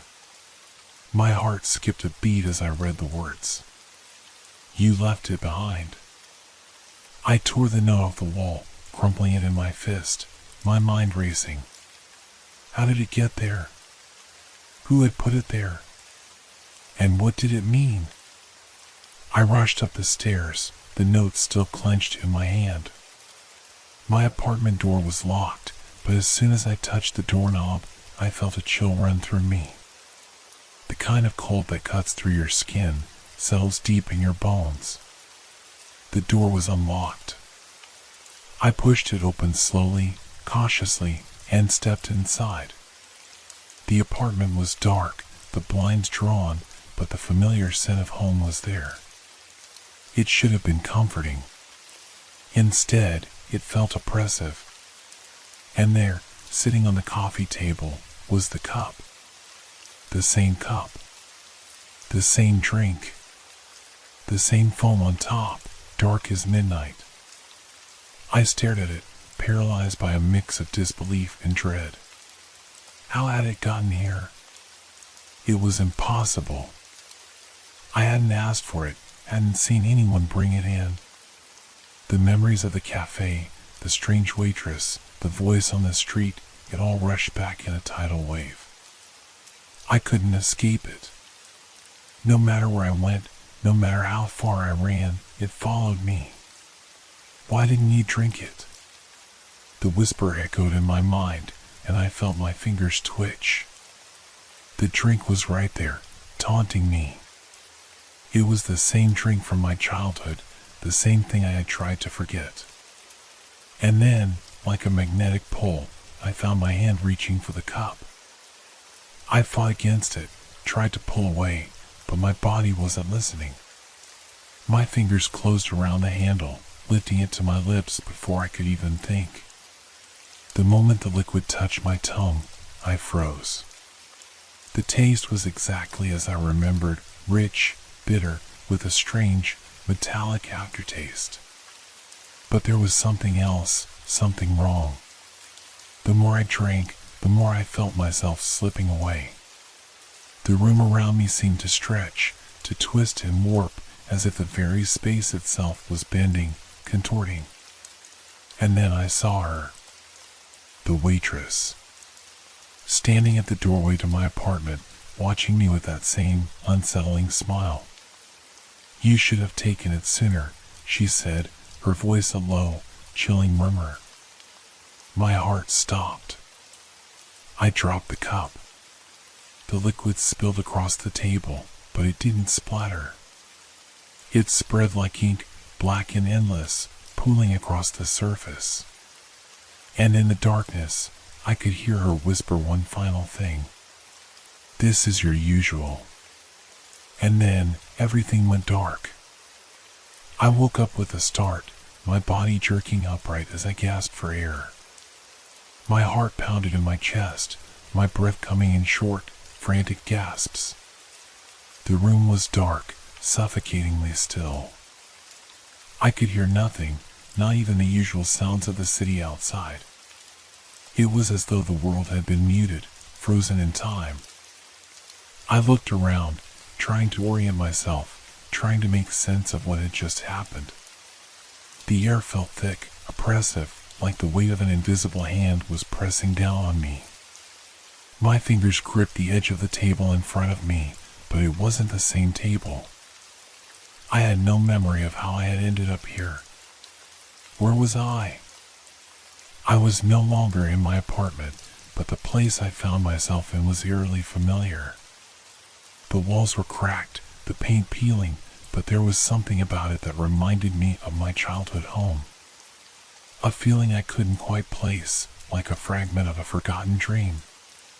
The furnishings were old and worn, the kind of furniture that belonged in a house that hadn't been touched in years. I stood up, my legs unsteady beneath me, and stumbled towards the door. My reflection in the mirror beside it stopped me cold. I didn't look right. My skin was pale, eyes sunken as if I hadn't slept in days, weeks even. I looked like a stranger, a ghost of the person I had been. But there was something else, a shadow in my eyes, something I couldn't explain. It was as though the reflection staring back at me wasn't truly mine. I took a deep breath, trying to steady myself, but the strange sensation in the pit of my stomach wouldn't go away. That same pull, that same sense of inevitability weighed on me like a heavy fog. There was a knock at the door. My heart skipped a beat. I hadn't heard anyone approach, but the knock was undeniable. Sharp, insistent. I didn't want to answer it, but I couldn't ignore it either. Slowly, I turned the knob and opened the door. The hallway outside was dark, a dim light flickering from the bulb above. And there, standing in front of me, was the waitress. She was smiling, but there was something different about her now. Her eyes were darker, almost too wide, as if she had been waiting for this moment for a long time. "Did you enjoy the drink?" she asked, her voice soft, but there was something sinister in it now, something that sent a shiver down my spine. I opened my mouth to speak, but no words came out. I couldn't find my voice. Instead, I found myself staring at the small, porcelain cup in her hand. How did you get here?" I finally managed to ask, my voice hoarse. She didn't answer. She didn't need to. She simply extended the cup toward me, holding it out with both hands as if offering me something precious. "You always come back," she said, her smile widening just slightly. "It's what you do." I felt my hands trembling as I reached for the cup, as if my body was no longer my own. I didn't want to touch it. I didn't want to take it. But my hand moved, as if it was being controlled by something outside of me. When my fingers brushed against the cold porcelain, I felt it, a wave of dizziness, a sharp, nauseating pull deep inside my chest. I gripped the cup harder, trying to steady myself, but it was too late. The room began to tilt, the walls warping as if they were made of liquid. The floor beneath me shifted, and suddenly I was falling. Falling into darkness, into a place I couldn't name. I tried to scream, but no sound came. And then, just as quickly, everything stopped. I found myself standing in the cafe once more. The same cafe, the same faded warmth in the air. But this time, everything was different. It was empty. No patrons. No baristas. No background noise. Just silence. Absolute, suffocating silence. And there, at the counter, sat the waitress, her eyes fixed on me. Her smile was gone now, replaced by a look of cold expectancy. "You're back," she said, her voice hollow, like it came from somewhere far away. "You never really left." The cup was on the counter in front of me, waiting. I wanted to turn and run. I wanted to scream, to demand to know what was happening, to escape whatever nightmare I was trapped in. But I didn't. Instead, I walked toward the counter, drawn by something I couldn't explain, something that felt older than time itself. As my hand reached for the cup, the cafe around me began to crack and crumble, the walls splitting open like rotting wood. The familiar warmth turned cold, and the air became thick with a deep, suffocating darkness. I lifted the cup to my lips, knowing what was coming next. And just before I drank, I heard her voice one last time. "This is your usual." And then, everything disappeared. I woke up in my own bed this time, the familiar weight of the blanket draped over me like it had always been there. The room was dark, but not in the oppressive way it had been before. No, this felt different. The silence was softer, more natural. I blinked, trying to focus on the surroundings, trying to make sense of where I was. My mind felt foggy, as if I had just woken up from a long, deep sleep. But that wasn't possible, was it? The events, the cafe, the strange drink, the whispers, the face of the waitress had to have been real. It couldn't all have been a dream. I sat up slowly, the bed creaking beneath me. The room around me seemed unchanged, the soft hum of city life filtering through the window. But something felt off. Like I had stepped into a place that was familiar, but wrong. A place where things didn't quite align. I looked at my hands. They were trembling again, the same shaking that had gripped me after the drink. I clenched them into fists, trying to steady myself. I had to figure this out. I had to understand what was happening to me. The apartment felt colder than usual, a sharp chill that seemed to come from within the walls themselves. I pulled on a sweatshirt, trying to shake off the creeping unease. But it wasn't the cold that was making me uneasy, it was the feeling of being watched. I couldn't explain it, but it was there, lurking in the corner of my mind. I stood up, moving toward the door. But as I approached it, I froze. There was something different about the hallway outside. The shadows seemed deeper, longer, stretching unnaturally against the walls. The air smelled stale, as if it had been trapped there for too long. I stepped out cautiously, my footsteps echoing in the empty corridor. There was no sound from the other apartments, no voices, no movement. It was as if the building had been abandoned, left to decay in silence. My pulse quickened, my senses alert to every shift in the air. I turned the corner and froze again. The door to the cafe, the one I had visited just hours, or was it days, ago, was there, standing at the end of the hallway. It shouldn't have been. The cafe was supposed to be a separate place, something I could escape to, but now it was here, in my building, as if it had always been there. The door was slightly ajar, a sliver of dim light spilling out from the crack. The same warmth I had felt before tugged at me, pulling me toward it. I had to go inside. With a mix of hesitation and something else, something like inevitability, I pushed the door open. The cafe was just as I remembered it, cozy, familiar, a hint of old wood and coffee in the air. But this time, it was even quieter. The chairs were empty, the tables unoccupied. The sound of the espresso machine whirring in the background was gone, replaced by a heavy silence. And there, sitting at the counter, was the waitress.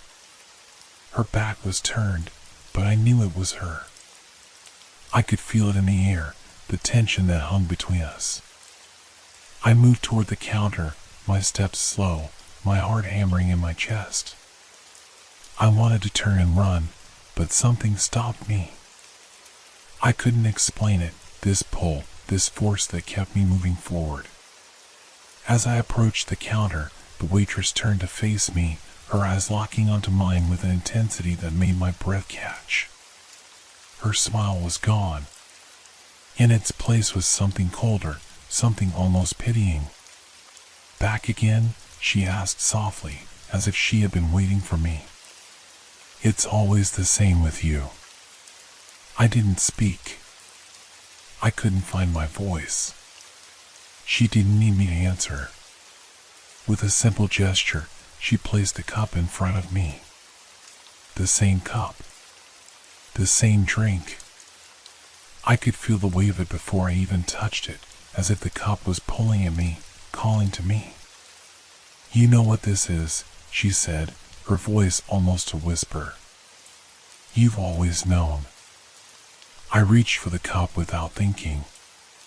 My fingers closed around it, the porcelain cool against my skin. The moment I touched it, the room seemed to shift, the walls closing in, the air growing thick with something darker, something suffocating. The drink was in front of me, but it wasn't just a drink anymore. It was a choice. A choice that I couldn't resist, no matter how much I wanted to. I lifted it to my lips, and just before I drank, I saw her smile again.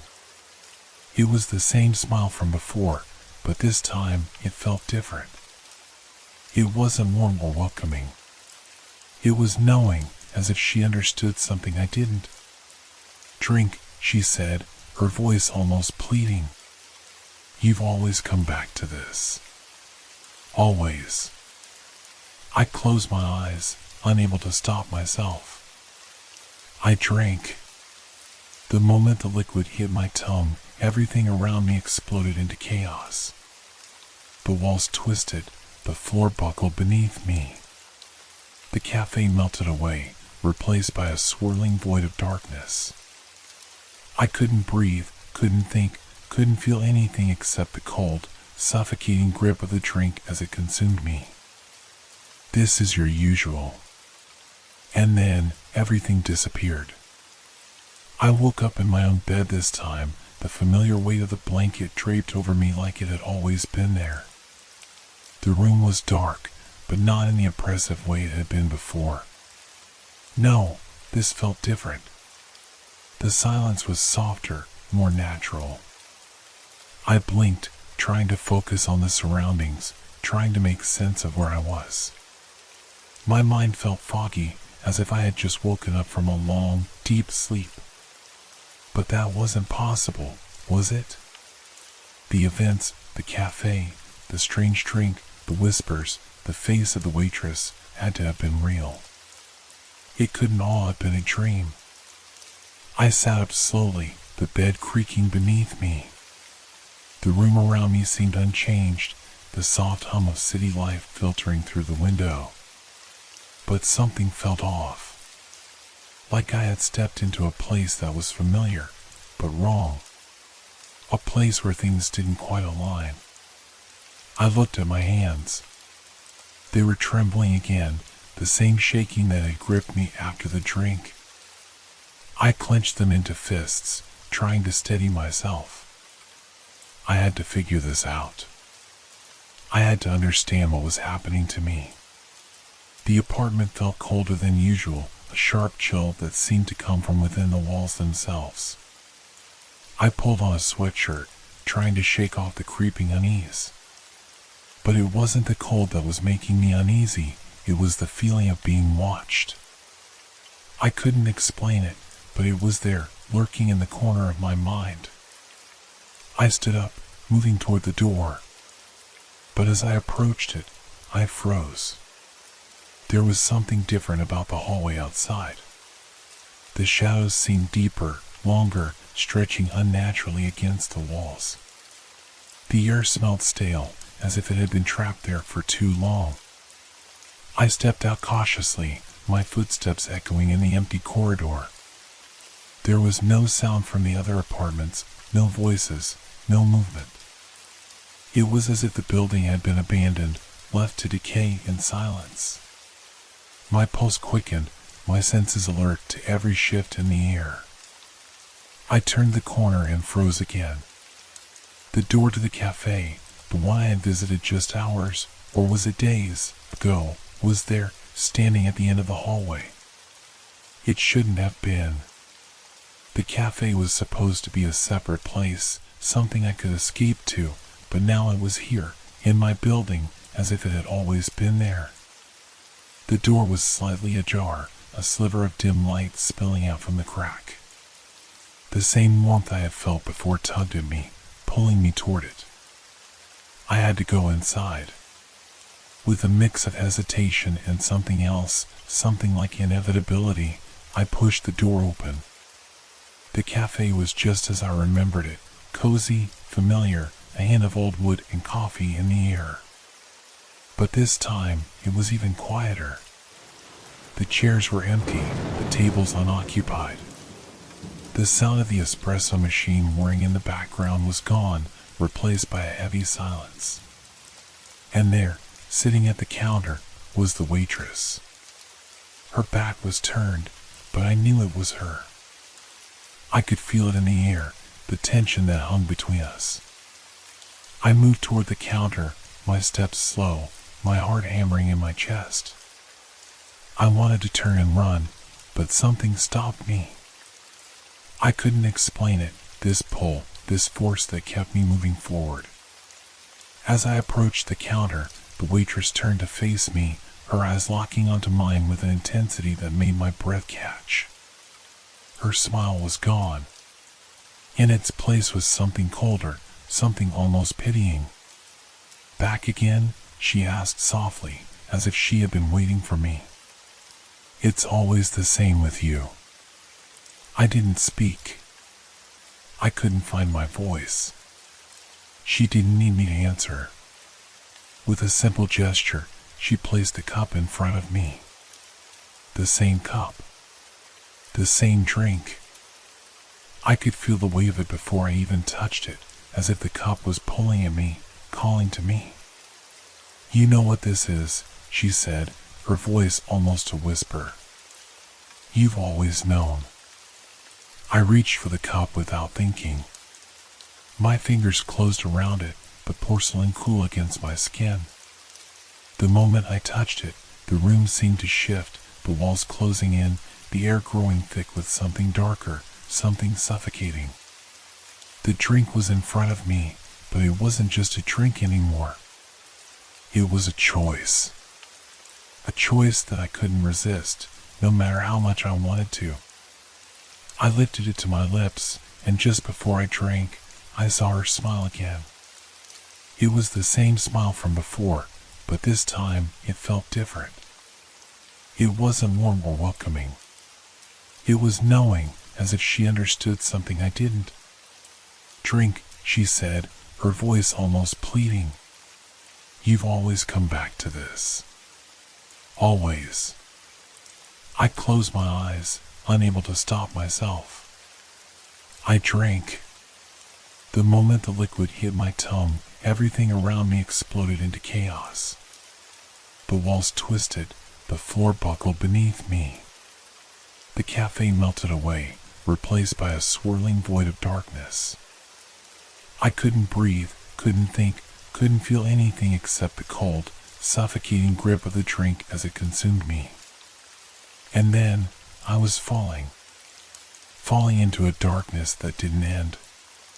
And in that darkness, I could hear her voice, clearer than ever before. "You never left." I woke up again. But this time, I wasn't sure if I was really awake. The world around me was familiar, but it felt wrong.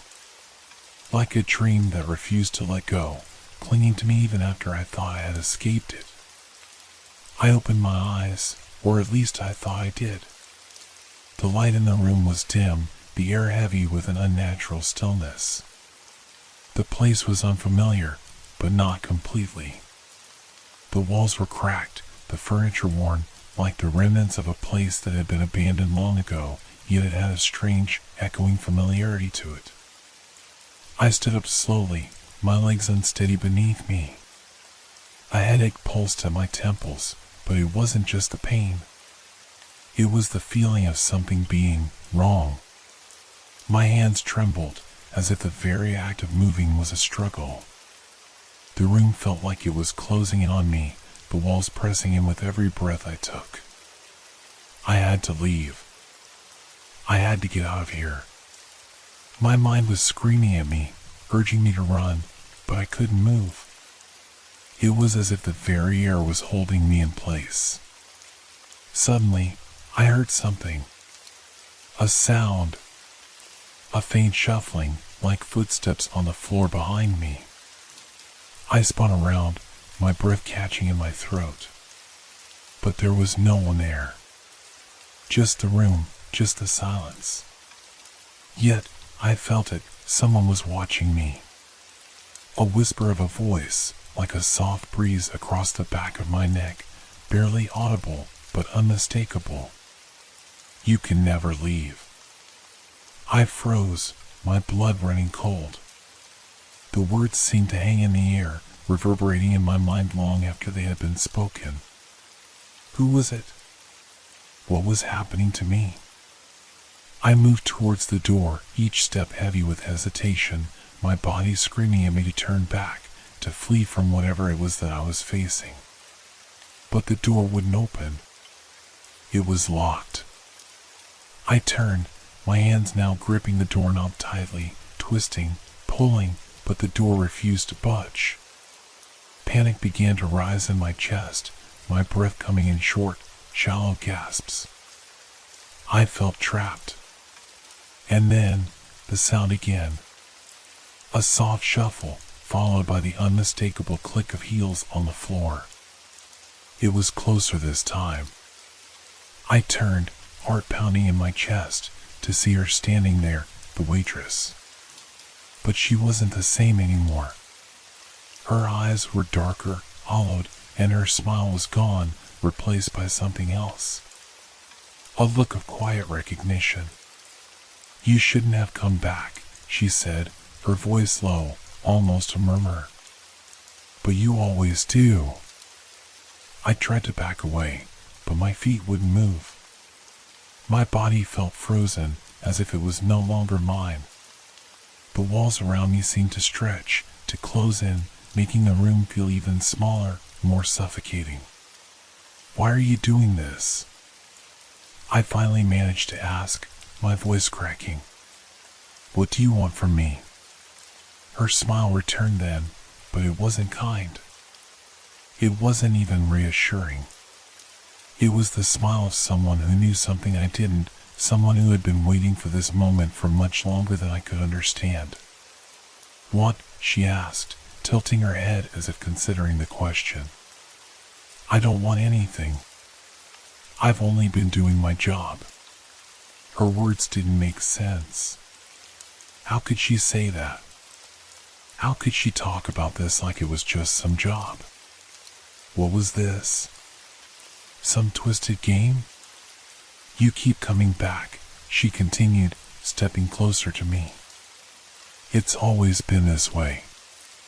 Every time. Every life. You never leave. Not really. The words hit me like a punch to the stomach.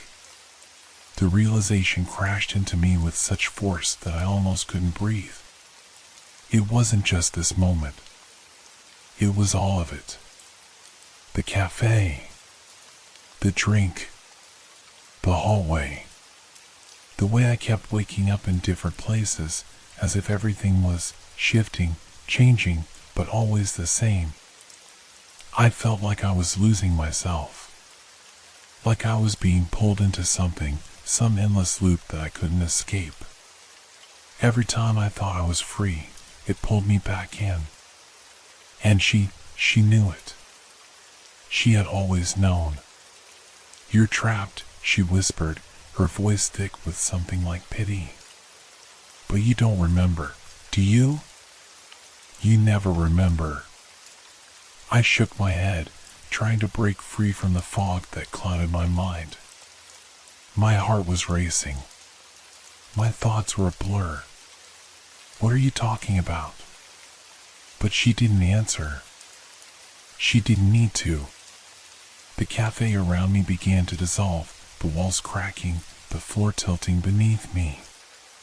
The air grew thick, suffocating. The darkness closed in, and I felt myself falling again. I reached out, grasping anything, but there was nothing.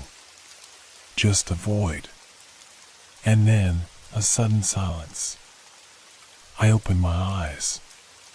This time, I was in the cafe again. It was the same cafe, but the seats were all occupied. The air felt thick with an oppressive weight, but this time it wasn't empty. I wasn't alone. The patrons were all staring at me. Not with curiosity, but with recognition. They were all watching me, as though they had seen this before. As if they knew exactly what was happening. And there, at the counter, was the waitress. Her smile was back, but it was different now. It wasn't just knowing. It was something more. "It's always the same," she said softly. "You never leave." And I understood. The moment the drink touched my lips, I had sealed my fate. This was it. I was caught in this place, in this cycle, forever. I closed my eyes, unable to escape, unable to stop the inevitable. And just before everything faded to black, I heard her voice again. "Welcome back."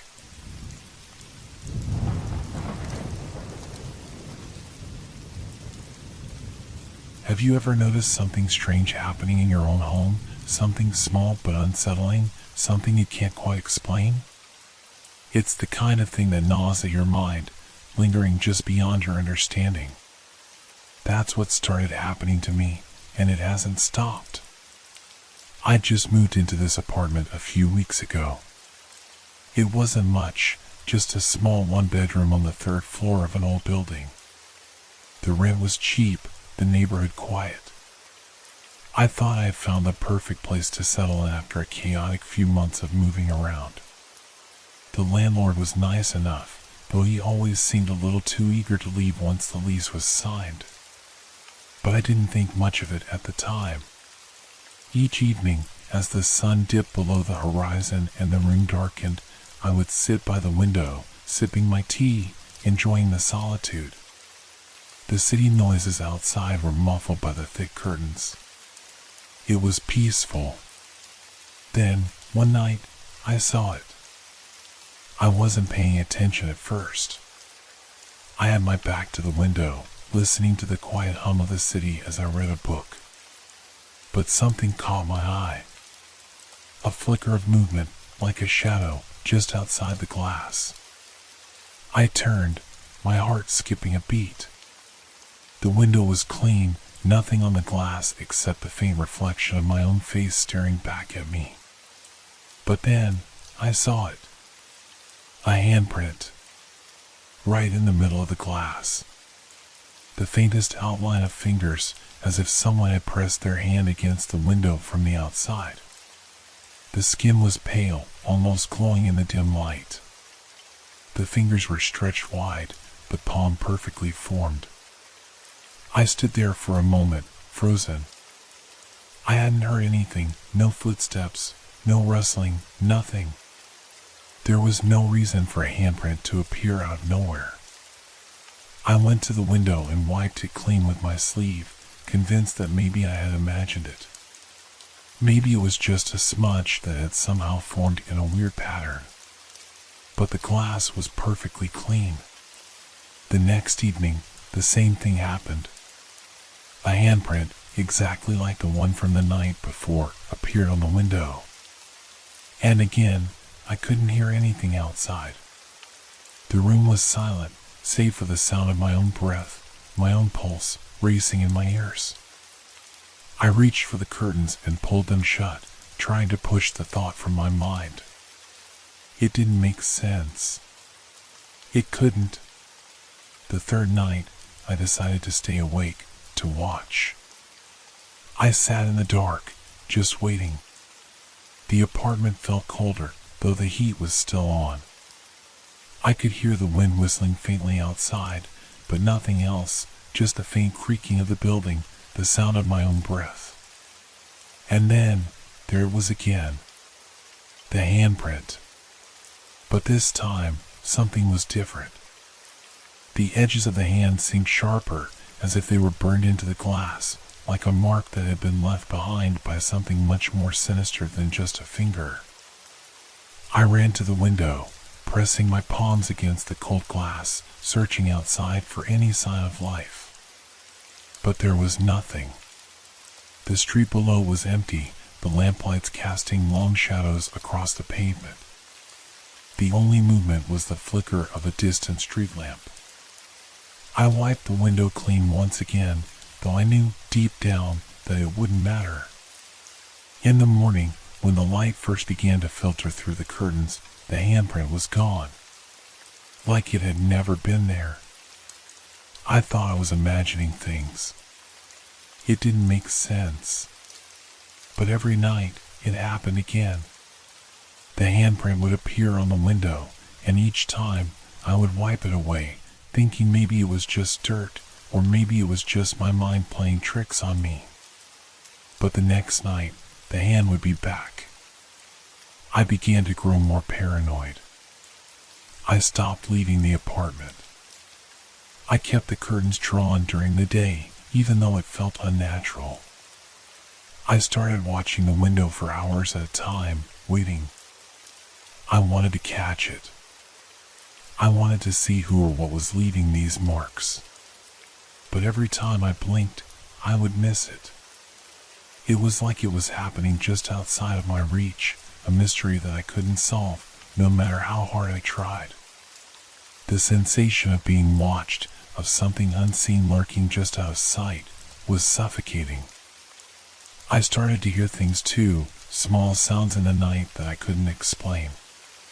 The creak of a floorboard, a faint whisper that seemed to come from somewhere close by, but when I searched the apartment, it was always empty.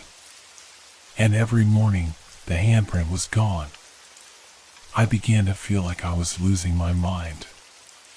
Was I imagining it all? Or was there something truly unnatural, happening in this apartment? I wasn't sure anymore. But I knew one thing for certain, something was wrong. Something was waiting, watching, just beyond the glass. And whatever it wasn't going to stop. It was just getting started. The days blurred together, each one feeling heavier than the last. I stopped going out. I couldn't bear to be away from the apartment, especially not at night. It wasn't just the handprint anymore, it was the feeling that something was there, something I couldn't see, lurking just out of sight. I would spend hours staring at the window, waiting for it to appear again, and every time I saw that pale outline, my heart would race. But I couldn't look away. I had to know what it meant. Was it a message? Was someone trying to communicate with me in a way I couldn't understand? I began to feel it, an inexplicable tension building in the apartment, like the air itself had become heavier, harder to breathe. At night, the house seemed to groan under its own weight. The walls, once comforting and familiar, felt like they were closing in on me. The sounds grew more distinct, too. At first, it was just the occasional creak or rustle. But now, at night, I could hear footsteps. Soft, deliberate, almost like they were pacing back and forth just outside my door.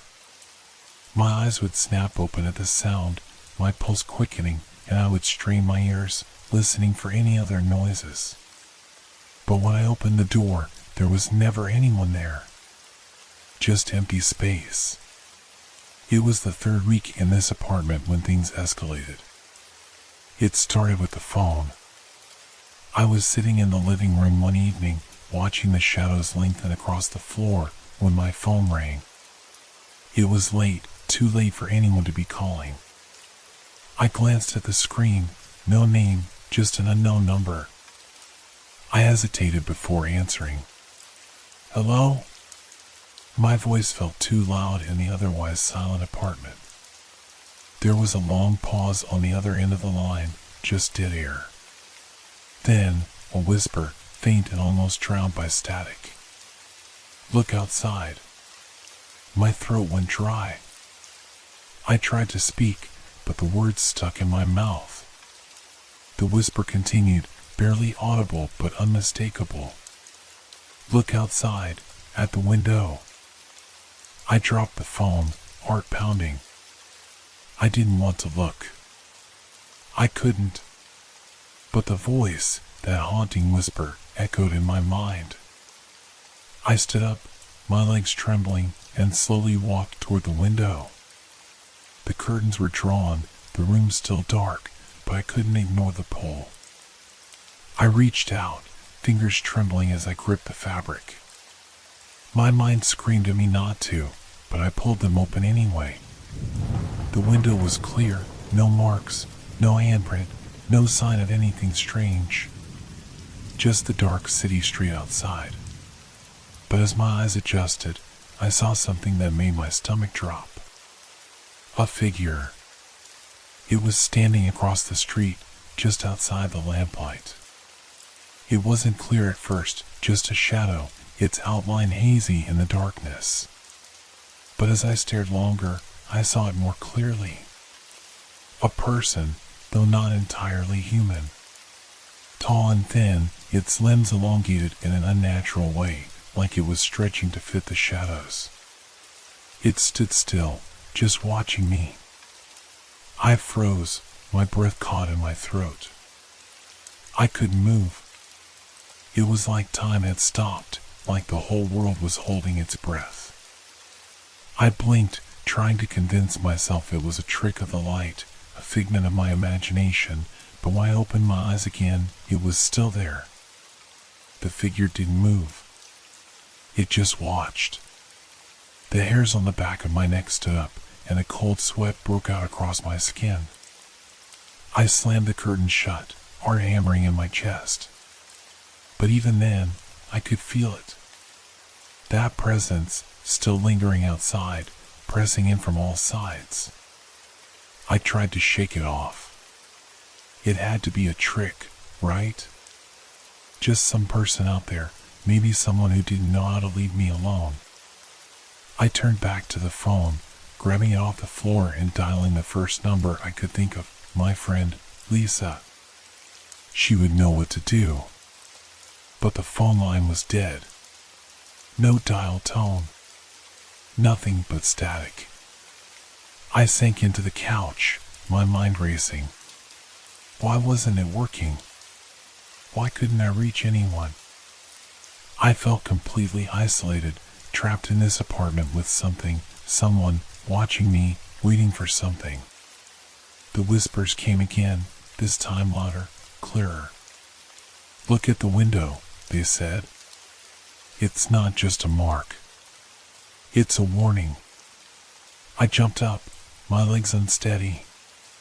My pulse thudded in my ears as I staggered toward the window. My hand was shaking as I reached for the curtains, my body urging me to stop, but I couldn't. I had to know. When I pulled the curtains open again, the figure was gone. But the handprint was there. The handprint had returned, clearer than ever before. But something was different. The fingers, they weren't just pressed against the glass. They were reaching outward, as though something, or someone, was pushing from the other side, trying to break through. The palm was distorted, stretched unnaturally, as if trying to claw its way into the apartment. I stumbled backward, my legs giving out beneath me, and I collapsed onto the floor, gasping for air. I didn't know what to do anymore. It felt like the apartment itself was alive, suffocating me with its unseen presence. The whispers, the figure, the handprint, it was all connected, all part of something I couldn't understand. And I knew, deep down, that whatever it wasn't going away. I didn't sleep that night. I couldn't. Every creak of the floorboards, every flutter of the curtains made my heart race in my chest. The apartment felt suffocating, like it was pressing in on me from all sides. I kept my eyes on the window, on that handprint, praying it would disappear, but it didn't. It stayed there, as if mocking me. I tried to tell myself that I was overreacting, that I was imagining things, that I was letting my fear get the better of me. But the more I thought about it, the more I couldn't shake the feeling that something was wrong. Something wasn't right. By morning, the handprint had vanished, just like it always did, leaving behind nothing but a streak of condensation on the glass. I told myself it was nothing. A natural occurrence. Maybe the glass had fogged up overnight, and the handprint was just a trick of the light. I desperately clung to that explanation as I went about my day, trying to push the creeping dread from my mind. But when night fell, it started again. I sat at the window, staring into the darkness outside, waiting.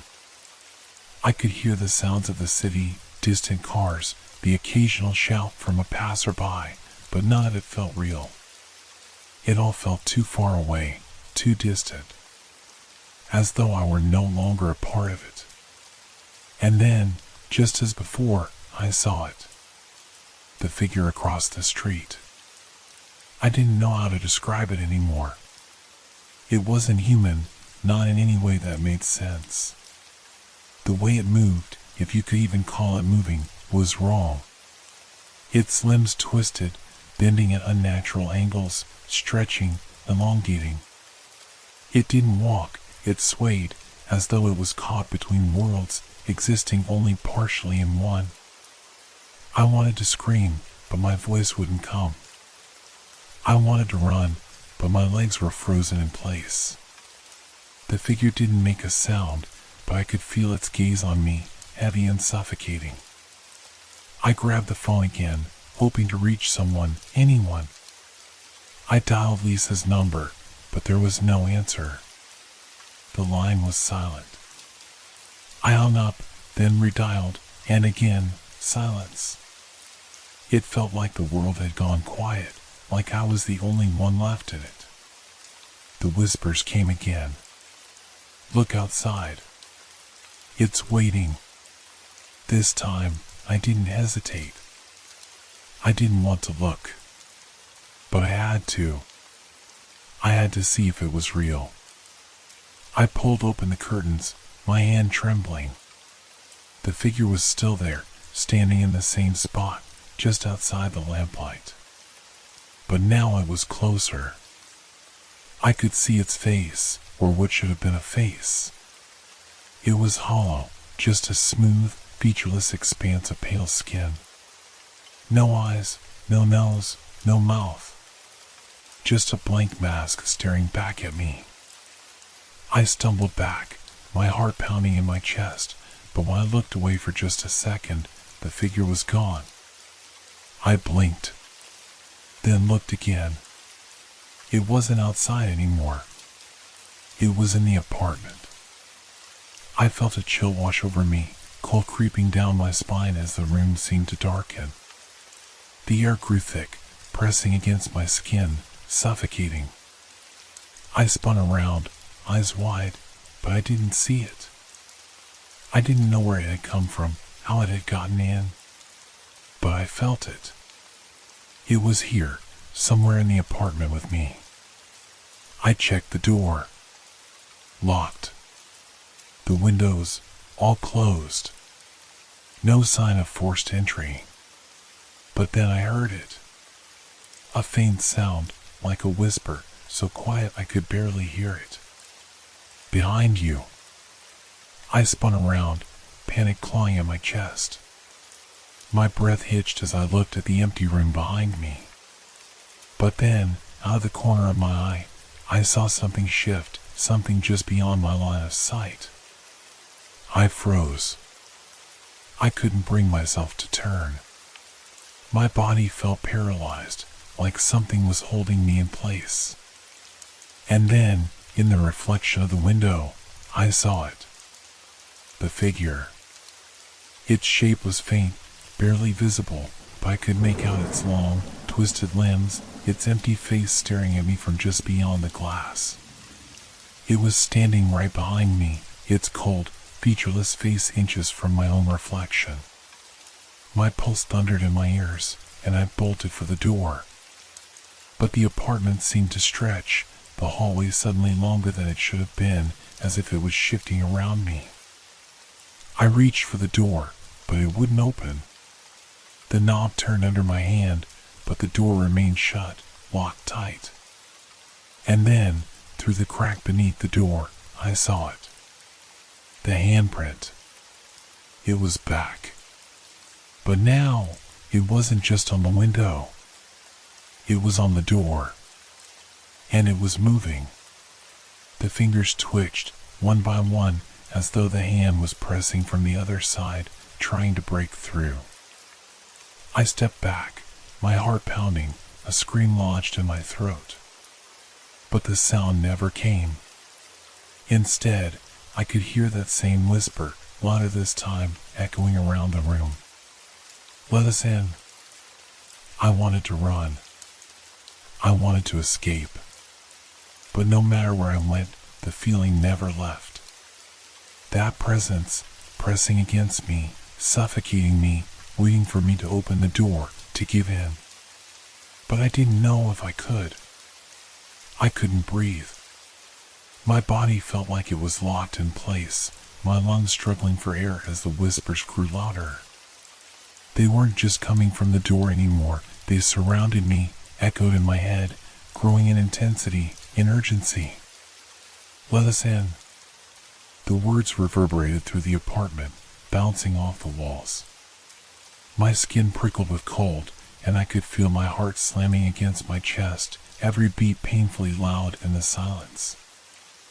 I wanted to scream, to run, to do something, but I was paralyzed.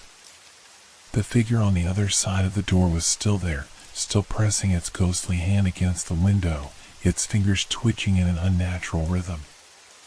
But now, something else was happening. The handprint was spreading. More fingers, more palms appeared, across the door, across the walls. They were everywhere. The whole room felt alive, the surfaces pulsing, as if something was pushing from within. I couldn't look away. I didn't want to, but I couldn't. Something inside me told me to keep my eyes on the door. Something told me that if I turned away, if I stopped looking, it would get me. "Let us in." The voice was clearer now. It was more than just whispers, it was almost like a command. A promise. A threat. It was so close now, I could feel it pressing against my skin, crawling under it. I backed away, slowly, my mind racing. I had to do something. But what? I had locked every door, every window. There was nowhere to go. Nothing to do. I glanced around the room, my eyes wild, searching for any kind of escape. But the apartment felt smaller now. The walls were closing in. It wasn't just the physical space, it was like the air itself was pushing in on me, suffocating me, filling me with dread. The silence was gone. The whispers had turned into something else, footsteps, slow and deliberate, scraping against the floor, moving closer and closer. I turned to the window, my gaze snapping to the handprint once more. It had spread further, crawling up the glass, the palm now stretched across the entire surface. The figure was still there, its silhouette faint but unmistakable. And then, for the briefest of moments, it moved. I froze. The figure's hand jerked, its fingers curling toward the glass. I felt a chill run through me, deeper than anything I'd ever experienced. The reflection in the window, the figure standing just behind me, shifted. It didn't just move in the reflection. It moved in the room. I whipped around, but there was nothing there. Nothing at all. I was alone. But I wasn't. The whispers filled the room again, louder now, frantic. "Let us in. Let us in." I looked back at the window. The handprint was still there. But now, it wasn't just pressing against the glass. It was behind it. I could see the outline of a figure behind the pane, its face, if you could call it a face, pressing against the window. The same hollow, featureless mask just inches away from me. It was there, but it wasn't there. It was like it was trapped between worlds, between the glass and the air. I could hear it breathing, heavy, ragged, but I couldn't see its chest rise or fall. It was like it was suffocating in its own presence. I took a step back, shaking, my hands trembling as I fumbled for my phone. I dialed Lisa's number again, my finger pressing the screen with urgency. It rang, and rang, and rang. No answer. I dialed again, and again, but there was nothing. The line was silent, like the rest of the world had gone still, leaving me alone with whatever was on the other side of that window. The figure in the reflection was moving again. This time, it wasn't just standing still. It was shifting closer, the mask of its face contorting in the reflection. Its mouth, if you could call it a mouth, stretched open, revealing something behind it. Something darker, deeper. Something that shouldn't be there. A long, bony finger reached out from the reflection, tracing the window. The figure behind it smiled. Or maybe it didn't. I couldn't tell. But I knew. I knew it was watching me. Please, the voice was no longer a whisper. It was a plea, a desperate, guttural sound. Please, let us in. The figure's fingers scraped at the window. It wanted in. And I knew, deep down, if I opened that window, if I let it in, I wouldn't be able to stop it. I could hear the door again, the creaking, the scratching. The handprints on the door had spread, covering the surface, crawling up the walls. I was trapped. There was nowhere to run. I turned and ran for the back door, my heart hammering in my chest, my legs weak beneath me. But the door didn't open. It was locked, the key somewhere I couldn't remember. And then the room grew silent. Too silent. The air thickened, pressing against me from every direction. I felt it closing in, felt it tightening around my throat, around my chest. The walls were moving, shifting, as though the entire apartment were alive. I felt the cold, the biting cold that spread from the door, from the walls, from every corner of the room. And then I heard it. A slow, deliberate knock. From behind me. I didn't turn around. I couldn't make myself do it. But the knocking continued, soft at first, then louder, more insistent. It wasn't coming from the door anymore. It was coming from inside the room. Let us in. I didn't need to look. I knew. It was already here. The knock echoed through the room again, louder this time. Each tap was like a hammer striking the walls, rattling my bones, reverberating deep into the hollow spaces of my chest. The sound wasn't coming from the door anymore. It wasn't coming from anywhere I could understand. It was everywhere. I couldn't breathe. My chest felt tight, my limbs like they were filled with cement. Every part of me wanted to scream, to run, to fight whatever was closing in on me. But I was paralyzed, caught in the grip of something beyond my understanding. The temperature had dropped. The air felt like ice, freezing the marrow in my bones, turning my breath into wisps of smoke in the dim light of the apartment. I could hear something scratching now, too, a low, rasping sound that seemed to crawl up the walls, over the floor, like something was dragging itself toward me. And the whispers, they hadn't stopped. They were louder now, more distinct, more frantic. I could hear words forming between the gusts of wind that seemed to rise from nowhere. Let us in. Let us in. Please, let us in. I turned slowly, my heart hammering in my throat.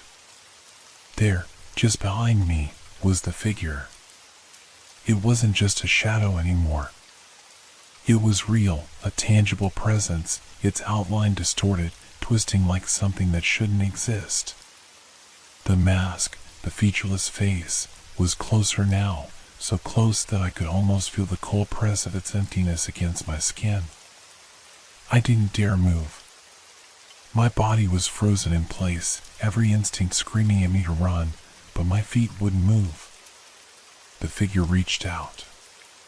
Its hand, skeletal and thin, pressed flat against the glass. The fingertips curled, stretching unnaturally, as if the hand didn't belong to the figure at all. It was like it was pulling itself from the very air around me, an extension of the darkness. The window, my only barrier, began to vibrate under its touch. The sound of the scratching intensified, as though something inside the walls was clawing its way out. A low, guttural laugh echoed from behind the figure, a sound so hollow it seemed to shake the very foundation of the apartment. I closed my eyes, my head spinning.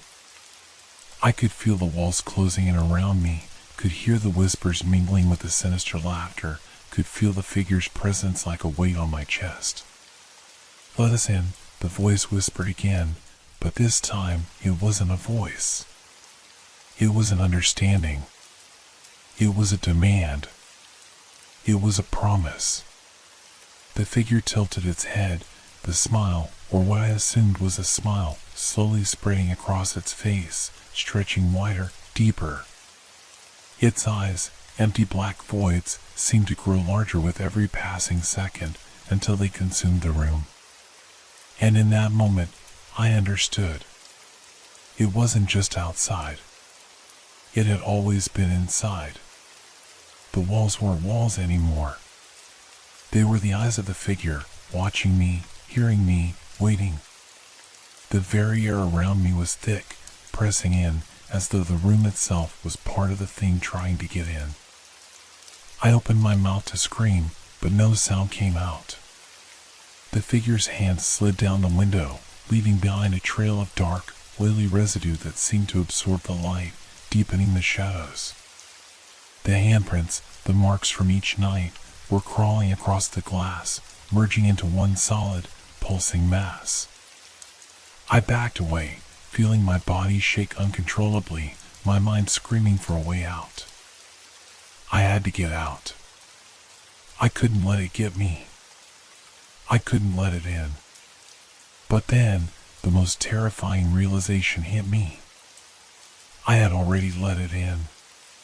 The figure wasn't just outside. It was inside. The apartment wasn't my home anymore. It was its home. With a final, haunting breath, the figure stepped closer, its form bending and distorting in unnatural ways. The shadows swallowed it whole, and I was left standing alone in the dark, trapped within the walls that no longer held me safe. And then, silence. The whispers stopped. The knocking stopped.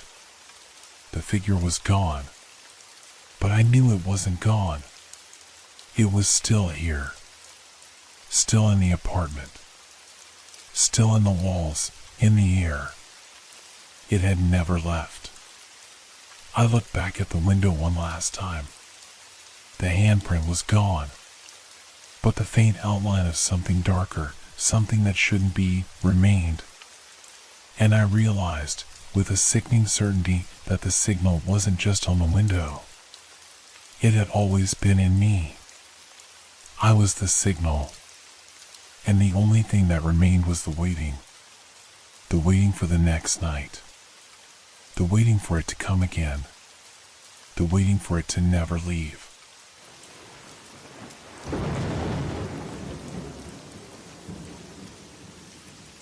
Have you ever driven the same road every single day, and then one day, out of nowhere, you notice something that's never been there before? Something that's been there all along, but somehow it's always eluded you, hidden in plain sight. That was how it started. I didn't think much of it at first, but the longer I looked at it, the more it began to gnaw at me. There's this one stretch of road I take every morning. It's the same, familiar route I've driven for years now.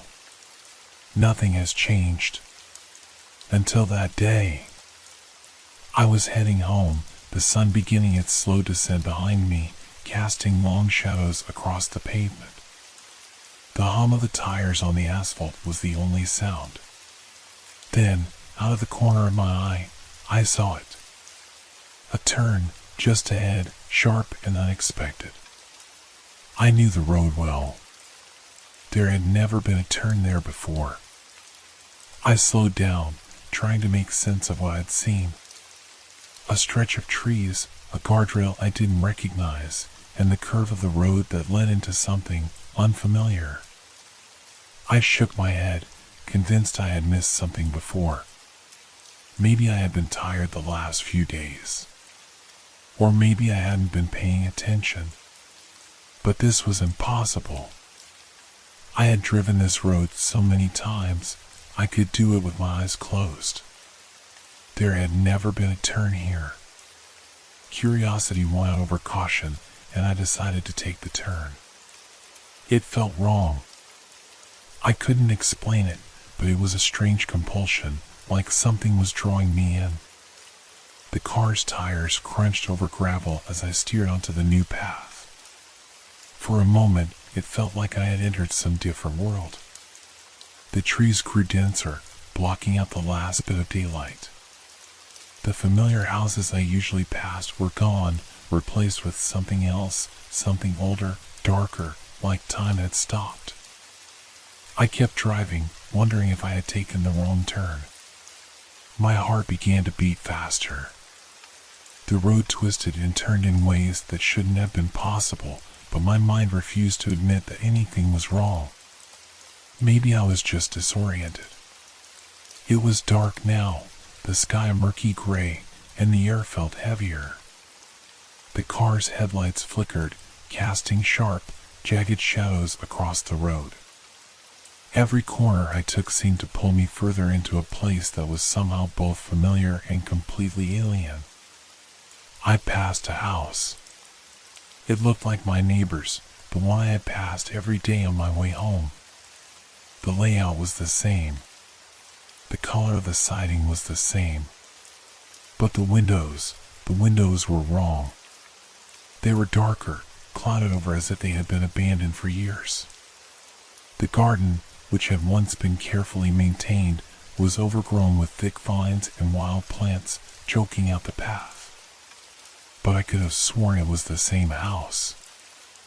I slowed down, my hands tightening on the wheel. The unease was creeping up on me, and I couldn't shake it.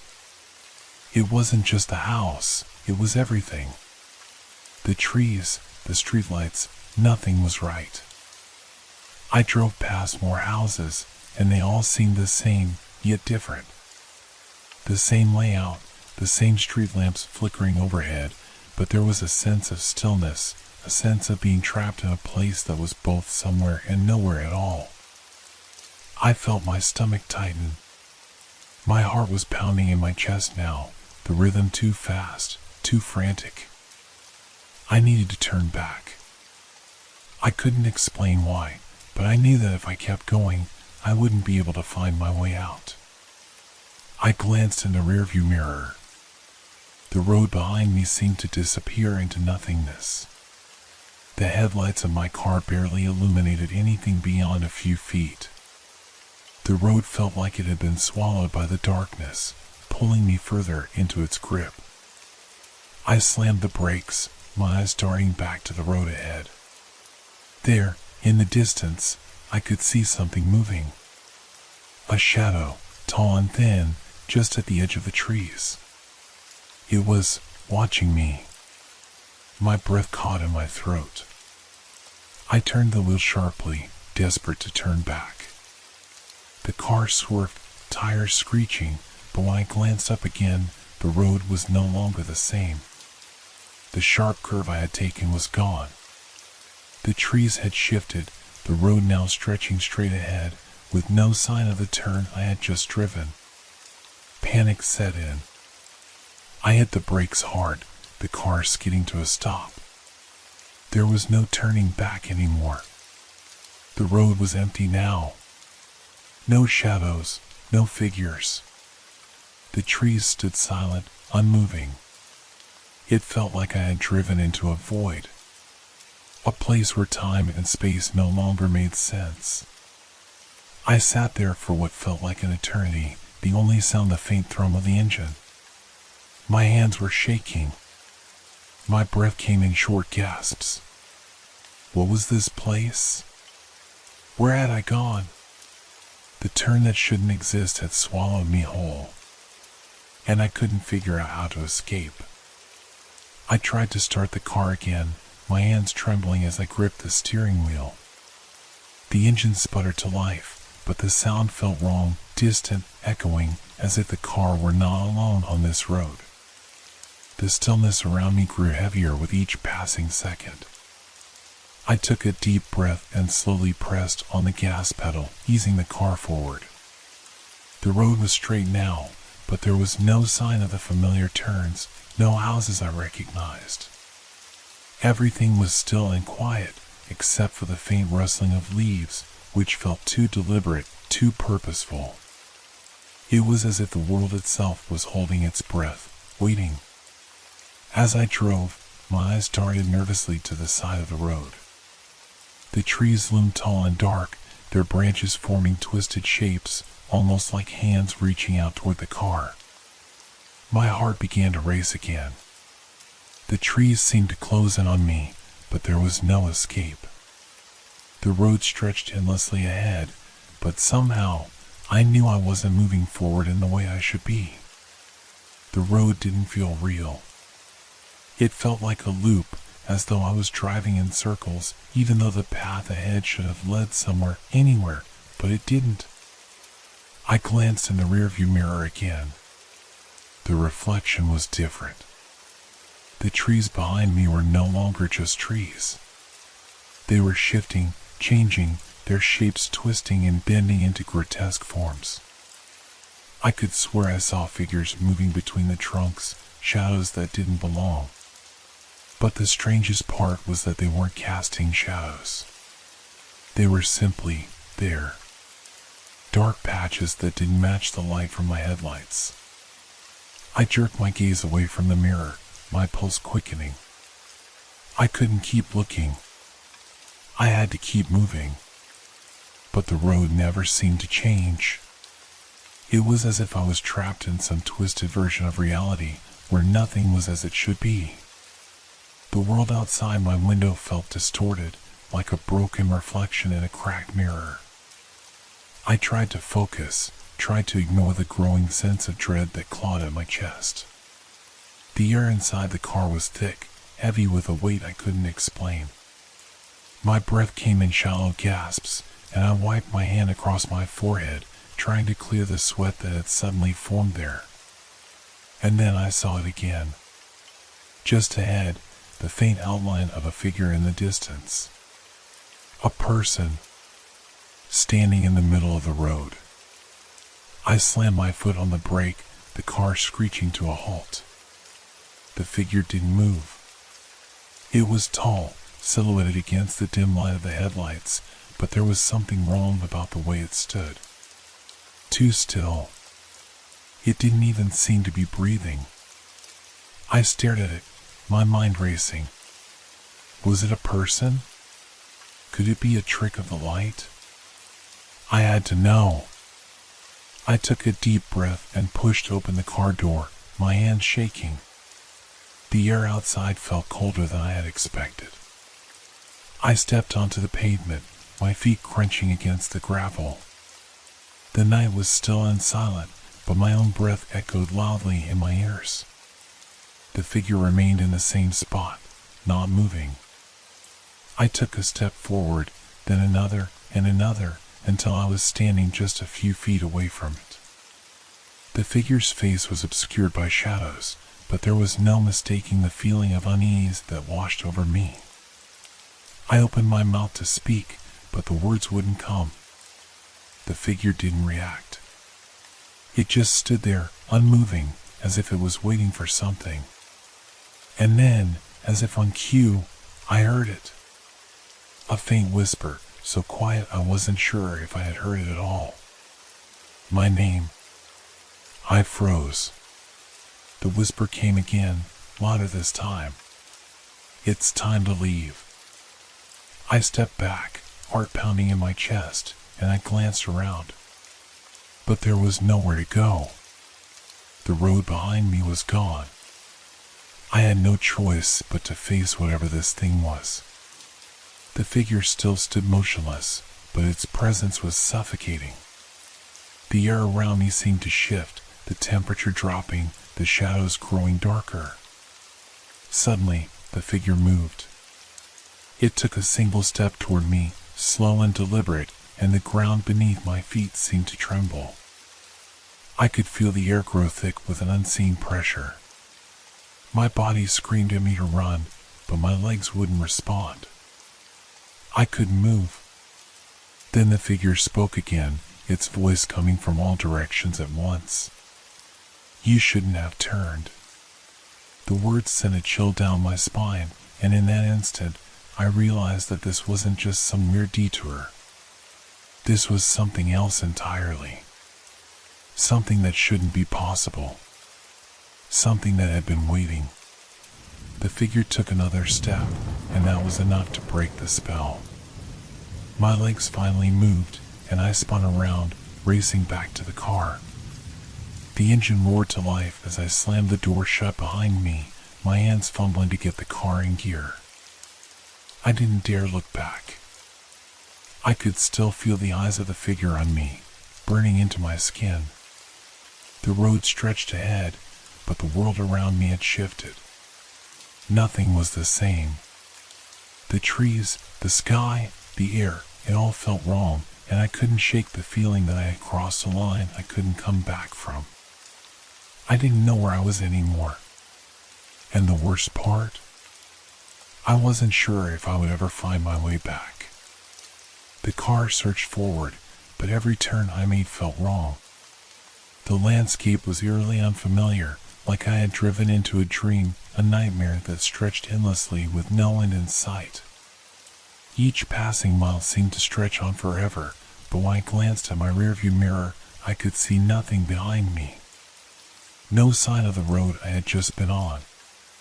No landmarks. No houses. Just a thick, unbroken fog that clung to the ground like a shadow. I tried to focus on the road ahead, but the world around me kept changing in subtle, unsettling ways. The trees, once familiar and comforting, were now twisted, their branches reaching out like skeletal fingers. The sky had taken on a strange, muted hue, a grayish yellow that felt wrong for the time of night. I could feel a headache building in my temples, the pressure of it pulsing with every heartbeat. The road beneath me seemed to pulse with an unnatural rhythm, as though it was alive. Each bump, each stretch of smooth pavement, felt like the road itself was guiding me somewhere. Somewhere I didn't want to go. But no matter how hard I tried, I couldn't turn back. It was as though the road had become a labyrinth, one that pulled me deeper into its maze with every turn. I glanced at the dashboard. Nothing had changed. The time was still frozen at exactly the same moment it had been when I started driving. 2:47 a.m. I couldn't stop the overwhelming sensation of dread that had settled in my chest. The air felt heavier now, and the car, which had once seemed like a refuge, now felt like a trap. I rolled the window down slightly, hoping the cool air would clear my head, but instead, the wind only seemed to carry a strange, unplaceable scent. It was sweet, almost floral, but with something rotten beneath it, a smell that clung to my nostrils and made my stomach turn.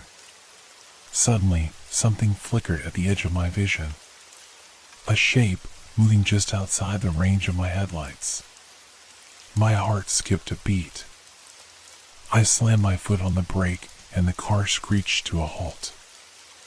I stared out the windshield, my breath caught in my throat. There, standing in the middle of the road, was the same figure from before. The one I had seen when I had first stepped out of the car. This time, though, it was different. The figure seemed closer now, almost too close. Its form was still indistinct, hidden beneath a hooded cloak that seemed to absorb the light around it. But this time, it wasn't just standing there. It was moving, slowly, toward the car. I felt my pulse quicken, panic creeping in. I had to move. I had to get away. I reached for the gear shift, but my hand froze just above it. The figure had stopped, now standing just beyond the range of the headlights, as if waiting. Its presence felt overwhelming, like a force I couldn't escape. The hairs on the back of my neck stood on end as I stared at it. It was like it was waiting for me to do something. To make a choice. I blinked, and in that instant, the world around me seemed to shift. The fog thickened, swallowing the figure whole. For a moment, I thought it had vanished, but when I looked up, the road had changed again. It was no longer the winding stretch I had been driving on, it was something else entirely. The pavement was cracked, the ground uneven, like an old, forgotten part of the world. The trees had retreated, replaced by what looked like ruins, their stone walls crumbling away into the mist. What the hell was happening? I turned the wheel sharply, but the car didn't respond the way it should. It wasn't following my commands. It was like I was trapped in a car that had a mind of its own. I tried to press the gas pedal again, but the car only coasted, moving slowly as if it were reluctant to continue. The figure had returned, but now it wasn't alone. There were others, more of them, standing at the edges of the road. All cloaked, their faces hidden, their eyes glowing faintly beneath the hoods. I could feel them watching me, their gaze heavy and unblinking. I wanted to scream, to turn around and flee. But the world outside the car had become a nightmare. There was no escape. The road ahead no longer led to anything familiar. The figure nearest to the car stepped forward, and this time I saw its face, or what was left of it. It was hollow, a void where its features should have been, an emptiness that seemed to pull at my very soul. "You shouldn't have turned," it whispered again, its voice carrying an unearthly echo. Before I could react, the car jerked forward, its wheels skidding on the cracked pavement. The figures scattered, their movements too quick to follow.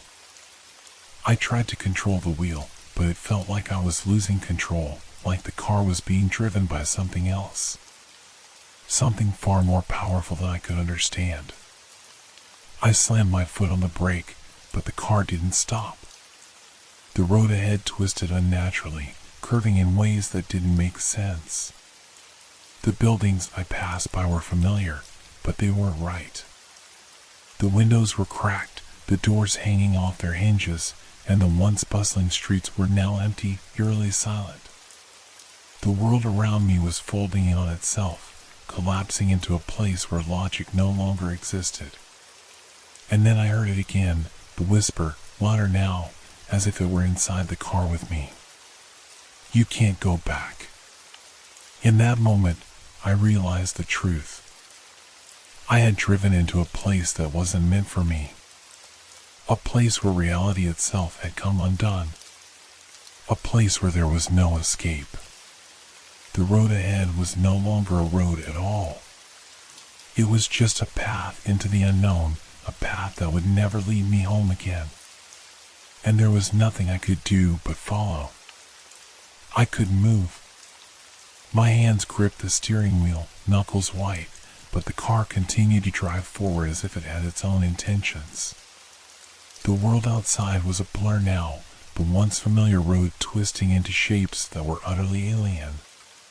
The buildings had melted away into a fog that swallowed everything. There was no distinction anymore between night and day, No stars, no moon, just an oppressive darkness that seemed to press in on all sides. I wanted to scream, to shout, to do anything to break free of this nightmare, but the words wouldn't come. It was as if my voice had been stolen from me, leaving me with nothing but the silent hum of the car's engine. The figures, those silent, hooded shapes, had vanished, but I could feel their presence, lingering just beyond the periphery of my vision. I didn't need to see them to know they were there. The air felt thick with their gaze, their watching, waiting. "Where am I?" I whispered to no one in particular, my voice trembling with the weight of the question. It was a question I didn't expect an answer to, but it didn't matter. The road didn't care about my fear. It didn't care about my confusion. It was pulling me deeper into its grip. The road beneath the tires was no longer even a road. It had become a thick, uneven path, dark and slippery. I tried to steer, but the car seemed to fight against me. Every turn felt wrong. The wheels slid across the surface, as if the ground itself was resisting my presence. A sudden jolt sent the car crashing to the side, bouncing off something I couldn't see. I gasped, bracing myself against the seat. The headlights flickered wildly before dimming, and for a moment, the world outside was bathed in an eerie, spectral glow. Then, just as quickly as it had come, the light faded, leaving me in complete darkness. My breath caught in my throat. It was as if I had fallen into a void, a place where light had no power and time had lost its meaning. I reached for the dashboard, fumbling for the switch to turn the headlights back on, but there was nothing there. The controls had all changed, rearranged in ways that didn't make sense. It was as if the car itself was an extension of this twisted reality, its systems corrupted and altered by whatever force had claimed this place. My heart raced, the panic rising again. I couldn't stay in this suffocating silence. I couldn't stay in this nothingness. Suddenly, I heard a sound. It was faint at first, just a whisper on the edge of my hearing. But it grew louder with every passing second until it was undeniable. The sound of footsteps. Slow, deliberate, and coming closer. I turned, my breath shallow, but the interior of the car was empty. There was no one there. The back seat was just as I had left it, empty, save for the seatbelt that hung loosely from the frame. But the footsteps didn't stop. They were coming from outside. I could hear them now, clearly. They were footsteps, yes, but they were something more. Something heavier. The crunch of gravel beneath boots, the rustling of fabric in the air, the creak of joints straining with every step. There was something unnatural about it. Something wrong. I wasn't alone. The car's engine sputtered, its sound wavering, and I slammed my foot on the brake, hoping to stop the maddening movement of the car, but nothing happened. It didn't slow down. It didn't even respond to me anymore. The footsteps were getting closer, closer than before. My pulse quickened as I tried to peer out the windows, hoping for a glimpse of something, anything, that might explain the growing sense of dread in my chest. I saw a shape. At first, it was just a blur in the darkness, but then it came into focus. A figure, tall and cloaked, standing just outside the car, illuminated by the weak glow of the headlights. Its face was hidden beneath the hood, but the darkness around it seemed to deepen, pulling everything toward it, as if it was the center of this world. I froze, unable to look away. For a moment, nothing happened. The figure just stood there, watching me through the windshield. Its presence was oppressive, like a weight that pressed against my chest. And then it spoke. "You should have turned back," it said, its voice deep, resonating with an otherworldly echo that vibrated through my bones. But now you've crossed over. Now there's no return. The words sent a cold shiver down my spine. I opened my mouth to protest, but the words died on my lips. There was no way to fight this. No way to argue. I had no strength left. The figure raised one hand, slowly, deliberately, and as it did, I felt the car shift beneath me. It was as if the entire world was warping, folding in on itself. The familiar streets, the landmarks I had known all my life, everything was gone. It was as if the road had ceased to exist entirely, replaced by an endless void of darkness, stretching out in every direction. The figure's hand lowered, and with it, the car began to move again. Not under my control, but under some unseen force. The headlights blinked out entirely, leaving me in darkness. The road had vanished completely, replaced by a vast, empty expanse. I could still hear the footsteps. But now, they were behind me, just out of reach. They were chasing me. I couldn't go anywhere. There was no escape. I was lost. And as I drove further into the abyss, the last thought that crossed my mind was that there was no such thing as a turn that didn't exist. There was only the one you take, the one that leads you somewhere you can never return from. The darkness swallowed me whole. The sudden halt was jarring, like a snap in the fabric of reality itself. The car's engine sputtered to silence, and for a moment there was nothing but the oppressive, suffocating stillness. My heart pounded in my ears, louder than the silence itself. I had no idea where I was. No idea how I had gotten here. I tried to turn the ignition back on, but the key wouldn't turn. My fingers shook as I gripped it, but it remained frozen in place, as though the car had no intention of moving again. I was trapped. Outside the window, the world had become utterly alien. There were no familiar streetlights, no distant hum of traffic, no comforting sounds of life. There was only an endless expanse of shadow, stretching in all directions. No buildings, no signs, no landmarks. Just a void.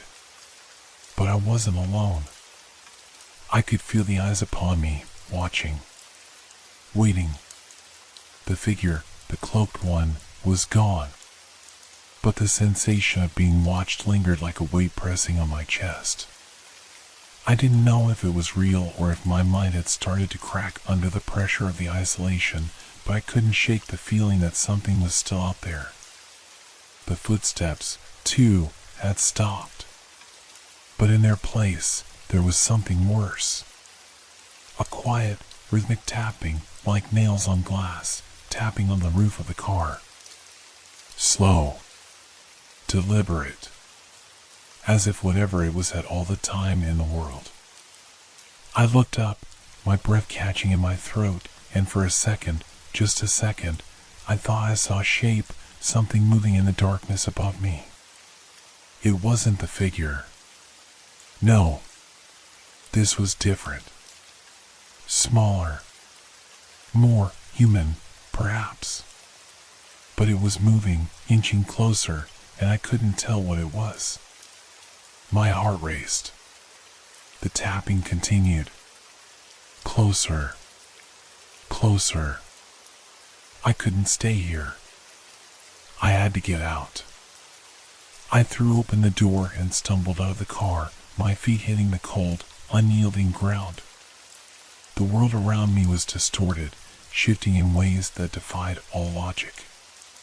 The air was thick, almost solid, and every movement felt wrong, like I was moving through syrup. I turned in circles, trying to make sense of where I was, but the landscape was still the same endless darkness, stretching out in every direction. My eyes strained, searching for any hint of familiarity, but there was nothing. Only the void. And the sound. The tapping had stopped, but now there was a hum. A low, vibrating sound that seemed to come from everywhere at once. It buzzed in my skull, making it impossible to think clearly. My breath quickened as I started to walk. No, run. My legs moved faster than they should have, and I was soon sprinting in a blind panic, hoping, praying for something, anything to break the endless dark. But no matter how fast I ran, I didn't seem to get anywhere. The ground beneath me felt like it was moving, shifting, as though I wasn't running forward at all, but rather in circles. I stopped, gasping for air, and looked behind me. The car was gone. There was nothing. No road, no sign of anything that had been there moments ago.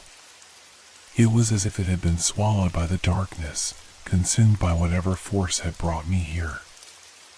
I felt something cold, icy, brush against my neck. I froze. The hum had stopped, but there was something worse now, something I could hear and feel, but not see. A breath. Hot. Wet. Close. I spun around, heart hammering, eyes wide, but there was nothing. Only the oppressive weight of the silence. Then, in the distance, I saw something. A light. A flicker. It was small, but it was there. A beacon in the darkness. I didn't hesitate. I ran toward it, each step more frantic than the last. The light was growing, drawing me in, and for the first time in what felt like forever, I had hope. But when I reached it, I stopped dead in my tracks. The light wasn't a street light. It wasn't a building. It was a reflection.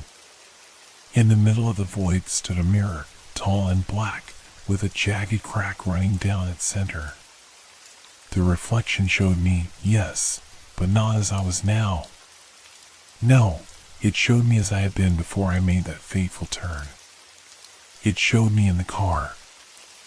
I reached out, fingers trembling, and touched the cold surface of the mirror. And then, everything stopped. The world around me shattered. The ground fell away, the darkness collapsed in on itself, and the mirror splintered into pieces. I was falling, tumbling through a void of nothingness, and just before I lost all sense of time and space, I saw one final image before everything went black. The turn. The turn that never existed. I had taken it. And now, there was no going back.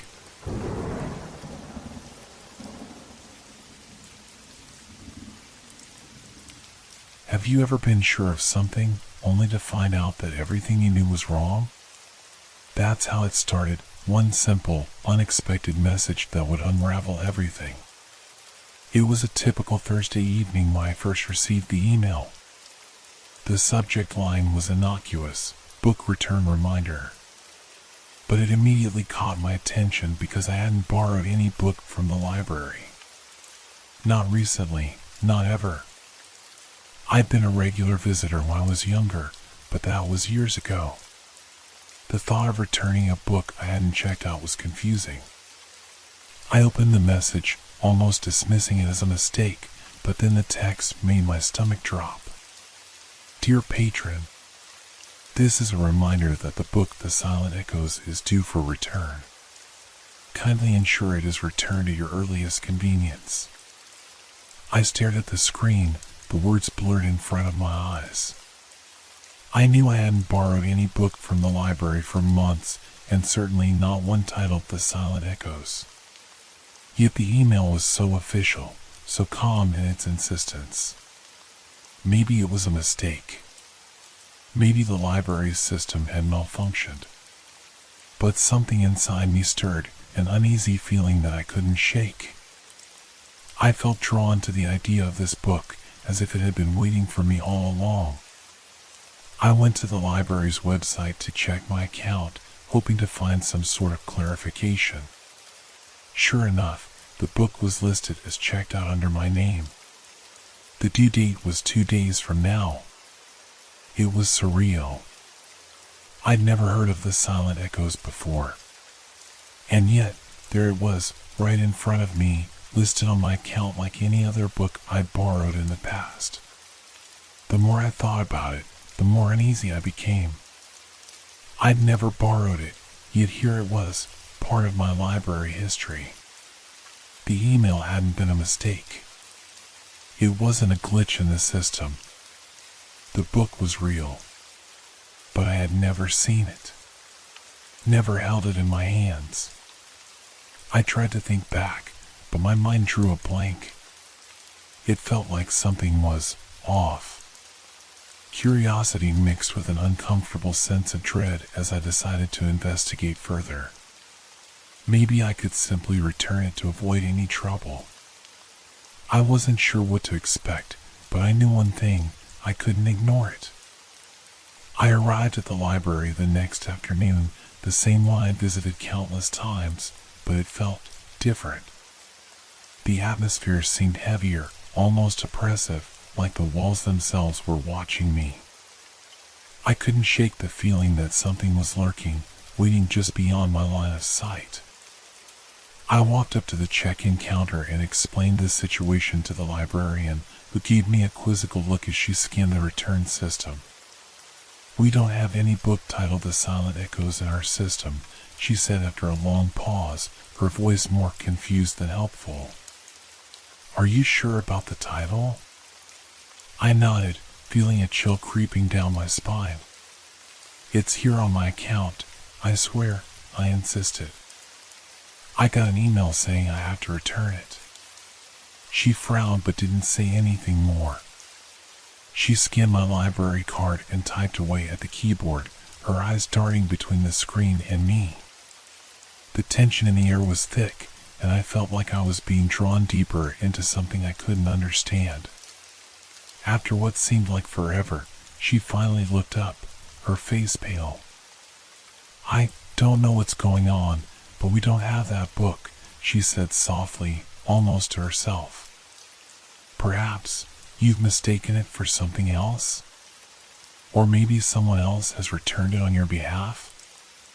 I shook my head, a sinking feeling in my chest. "No, I didn't borrow it. I've never seen it before." The unease had now fully taken root in me. Something was wrong. Something was very wrong. Before I could say anything else, the librarian handed me a small envelope. "This was left with the book," she said, her voice barely above a whisper. "Maybe it will help." I took the envelope, feeling its weight in my hands. It was unmarked, no return address, just a plain brown envelope. The air felt colder as I turned it over, and my fingers trembled slightly. Something was pulling me to open it, something I couldn't ignore. Inside the envelope was a single photograph. It was black and white, faded around the edges. My heart skipped a beat when I saw the image. It was me.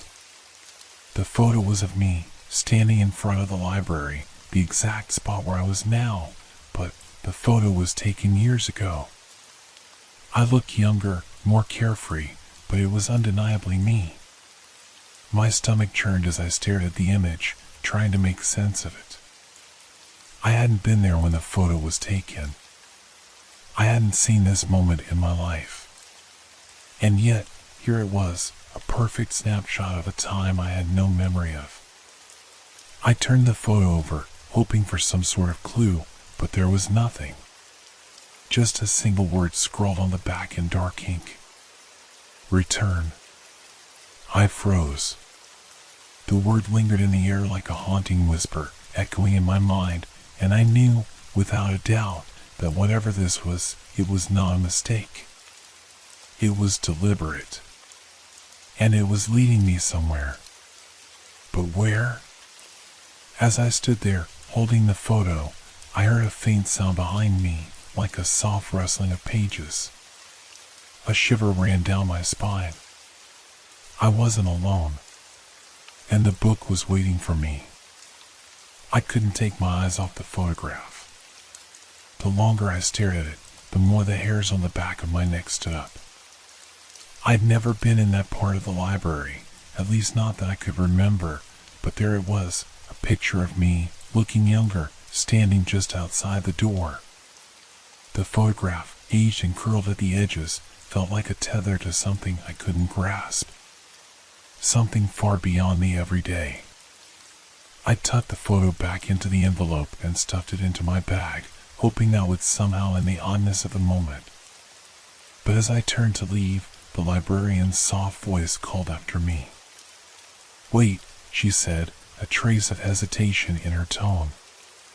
"I think you should have this as well." I turned, slightly startled. She was holding a book. It was small, old-looking, with a leather-bound cover. "This was left by the return station," she continued, her eyes not quite meeting mine. "It has your name on the checkout slip inside, though it's odd." I glanced at the book she offered and instinctively recoiled. It was the same size, shape, and color as the one I had been warned about in the email, the one I was supposed to return. The title was embossed in gold but smudged with age. I couldn't make out the words, though it seemed to pulse with a strange energy. I didn't borrow this," I stammered, reaching for the book reluctantly. It felt unnervingly heavy in my hands, like it belonged to a time I couldn't access, or perhaps a place I wasn't meant to be. The librarian gave me a reassuring smile, though it seemed a little too forced. "It's the one we have on record. Perhaps you forgot. You can take it with you to review, but don't open it unless you're ready." Her words lingered in the air, thick with something I couldn't name. I knew I shouldn't take it, but I couldn't resist. The unease I felt towards it seemed to fade in the face of something deeper. Something that felt like a call. "Thanks," I mumbled, and she nodded without saying another word. She didn't seem surprised, nor did she ask me to pay any fines. Her expression was more one of curiosity than concern, and that unsettled me even more. I left the library, the book cradled in my arms like some forgotten relic. The city street outside felt different as I walked, quieter than usual. It was a late afternoon, but the shadows seemed to grow longer, stretching unnaturally across the pavement. The sky above was clouded over, though the weather forecast had promised clear skies. My footsteps echoed on the sidewalk as I made my way home, the weight of the book pressing against my chest with every step. When I arrived at my apartment, I placed the book on the kitchen counter. I stared at it for a moment, still unsure if I wanted to open it. A sense of dread filled the room, as though the very air had thickened in its presence. I turned my attention to the envelope, pulling out the photograph again. It felt like some strange omen, something I couldn't escape from. It looked like a snapshot of a different life, a different version of me, yet the face in the photograph was undeniably mine. I had to know more. I opened the book. The pages were yellowed and fragile, as though it had sat on a shelf untouched for decades. The text inside was in small, cramped handwriting, almost illegible. I had to squint to make out the first few lines, which seemed to be a kind of journal entry. March 15th, 1984. I didn't mean to end up here, but it feels like the path was always meant for me. The world around me has begun to twist, little by little. The shadows are darker now, and the corners of my vision are filled with things I can't quite name. But it's the book. It calls to me, drawing me closer to a place I can't understand. I have to follow it. I have to return, before it's too late. My heart pounded as I turned the page. The writing continued, becoming increasingly frantic, as though the author were racing against time. April 12th, 1984. I found it today. The corner where the library meets the old street. the place I never knew existed. I know it's real. I saw the sign, the same one I passed every day. But now it's gone, erased, and I can't find my way back. Something is wrong with this world, with time.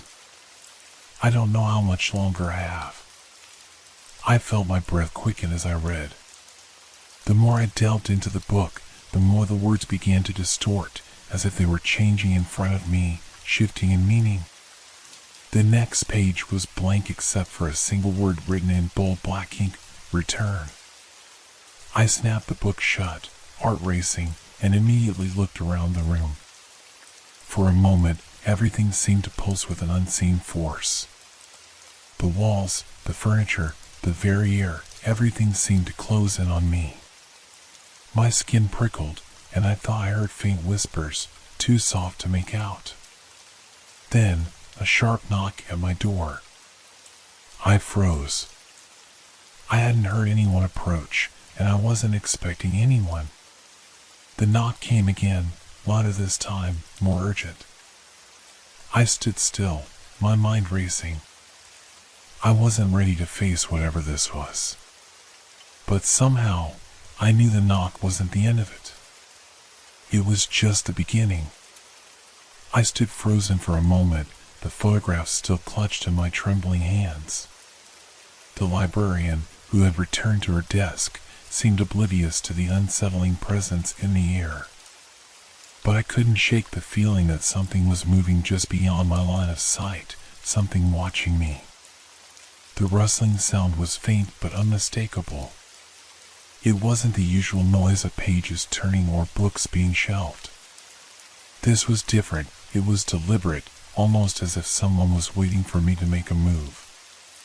The hairs on the back of my neck stood up.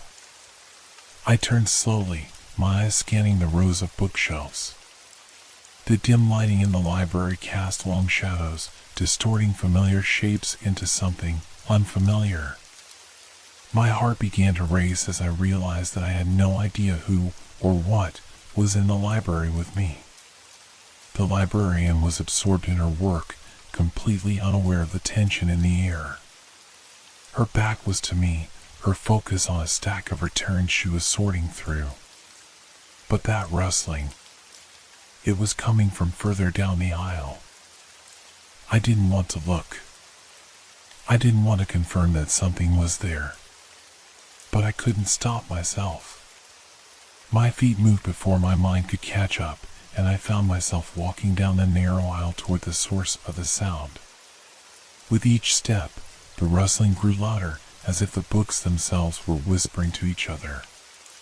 The library felt too silent, and yet the air was thick with sound, soft, almost imperceptible at first, but unmistakable now, like pages turning in the dark. I reached the end of the aisle and peered around the corner. Nothing.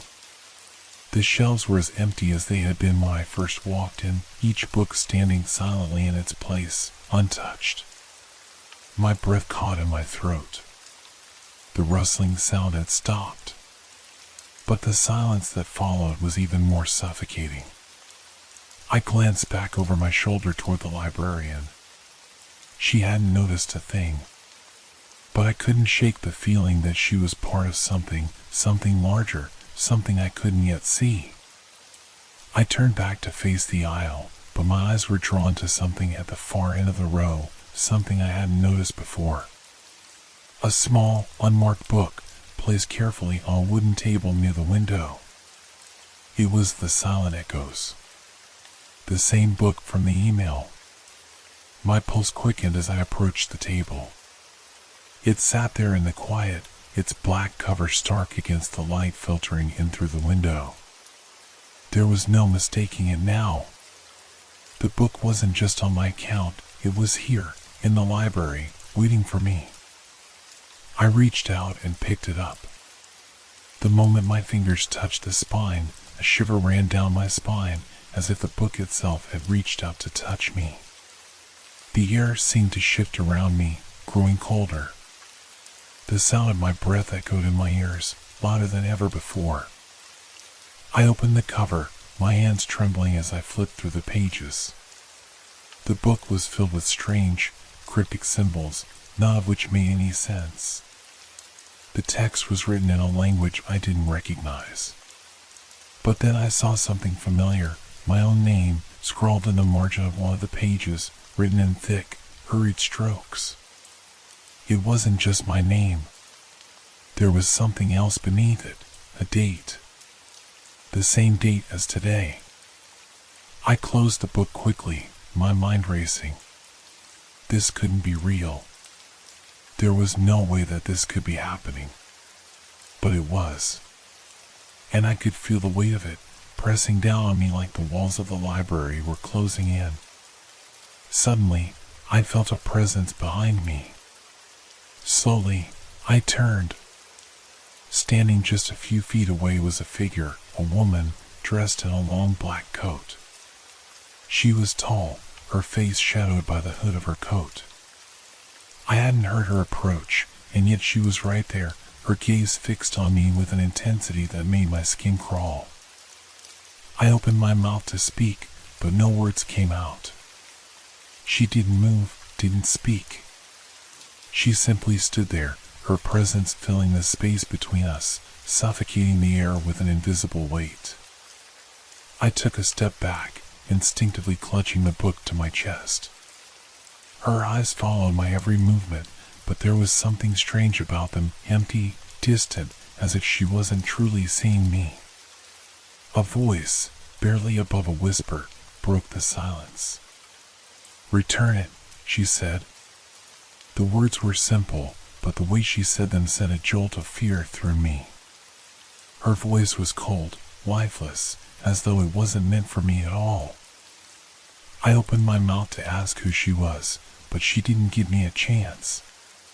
She took a step forward, and without warning, the temperature in the room dropped drastically. I could see my breath in the air, white puffs forming in the cold. "Return it," she repeated, her voice now sharp and demanding. I didn't know what to do. The book, the photograph, the strange occurrences. It was all too much. I wanted to run, to get out of the library, but the doors were nowhere in sight. The walls seemed to stretch on forever, closing in around me. I had no choice. I had to return it. But the question was, to where? As I backed away, my hands gripping the book, I could feel the presence of the woman behind me, closing in like a shadow. I wasn't alone. Not anymore. The librarian was still sitting at her desk, unaware of the growing danger in the room. She hadn't seen the woman, hadn't heard the whisper. I had to get out. But I didn't know if I could. The book in my hands felt heavier now, as if it was alive, pulling me towards something darker. And just as I turned to leave, the woman's voice echoed in my mind once more. "Return it, or you will be trapped." I didn't know what that meant. But I knew one thing for sure, I couldn't stay here any longer. I didn't wait to hear more. I turned and fled from the aisle, my feet pounding against the floor, desperate to get away. The book in my hands felt like a curse, its weight dragging me down with every step. I could feel her, the woman, behind me, even though I didn't dare look back. The library doors loomed ahead, but as I approached, they didn't seem to be getting any closer. The hallway stretched on endlessly, as if mocking my panic. The sound of my frantic breathing echoed around me, but all other sounds were muffled, drowned out by a growing sense of dread that filled the space. I glanced over my shoulder for a split second, and my heart nearly stopped. The woman was there, standing at the end of the hallway, her eyes glowing faintly in the darkness. She wasn't moving, but I could feel the pressure of her gaze, like a cold, invisible hand on my chest. "Return it," her voice lingered in the air, as if it had come from everywhere, but from nowhere all at once. I pushed the doors, but they didn't budge. I slammed my shoulder into them, desperately trying to force my way out, but they felt like they were made of stone, unyielding and heavy. I glanced back again, and this time she was closer than she had been before. Her face was more visible now, though it wasn't any less unsettling. Her features were sharp, too sharp, like they had been carved into her face with no regard for softness or warmth. Her eyes, pale, distant, stared through me as if I was nothing more than an inconvenience. I staggered back from the doors, my breath shallow, but I could feel her presence wrapping around me, suffocating me. My hands trembled uncontrollably, the book slipping slightly in my grasp. I had to get out. I had to return it, whatever it was. Whatever this place was. But where? The librarian's desk was still in the same spot, her back to me, the stacks of books in front of her. Her head was bent low, and the light from the lamp above her cast strange shadows on her face. The space around her seemed wrong, as though the familiar warmth of the library had been replaced by something foreign, something sinister. I had no time to think. I couldn't waste another second. The woman's presence was all around me now, a looming darkness pressing in from every side. I sprinted toward the librarian, the only possible point of escape. But as I approached her desk, the librarian looked up. Her eyes met mine, and for a moment, I thought I saw something flicker in emotion. Fear? Recognition? But then, as quickly as it appeared, it was gone. She smiled at me, a smile that didn't quite reach her eyes. "You're looking for something, aren't you?" she asked, her voice calm, too calm. The words sent a chill down my spine. I tried to speak, but the words caught in my throat. The book, the woman, the photos. My mind was racing, and none of it made sense. Before I could respond, I noticed something strange. The librarian's hands were moving, but they weren't hers. They were too quick, too jerky, like someone else was controlling them, manipulating them from within. Her fingers flipped through the pages of a book she was holding, but it wasn't a book from the shelves. It was a blank book, the pages flickering rapidly as if something was being written in it right before my eyes. I took a step back, my heart pounding, my mind reeling. The book. I had to return the book. I reached down, clutched it tightly in my hands, and turned toward the back exit. The door opened as if it had been waiting for me. But as I stepped through, the world around me warped. The sidewalk outside was wrong. The streetlights flickered erratically, casting long, harsh shadows that seemed to stretch impossibly far. The air was thick, like the whole world was holding its breath. I glanced down at the book. The cover was now different, no longer the same dark cover it had been. The letters had changed, shifting into symbols I didn't recognize. They twisted and danced before my eyes, teasing me, mocking me. I stumbled forward, not knowing where to go or what to do. But I had to keep moving. I had to find out what was happening before it was too late. Suddenly, the book snapped open in my hands. The pages flipped by of their own accord, fast and relentless, until it landed on a page. I didn't know how, but I knew this page was important. The photograph was there. My photograph, once again. But this time, something had changed. There was something in the background of the image, something I hadn't noticed before. A shadow, a figure, distant, but unmistakable. My blood ran cold. The figure in the photo was standing right behind me. I spun around, my heart hammering in my chest. Nothing. The street was empty. No one was there. But the feeling of being watched, the feeling of something creeping behind me, it hadn't gone away. I didn't understand. How could I see the figure in the photo, yet nothing was there when I turned? I glanced back down at the book.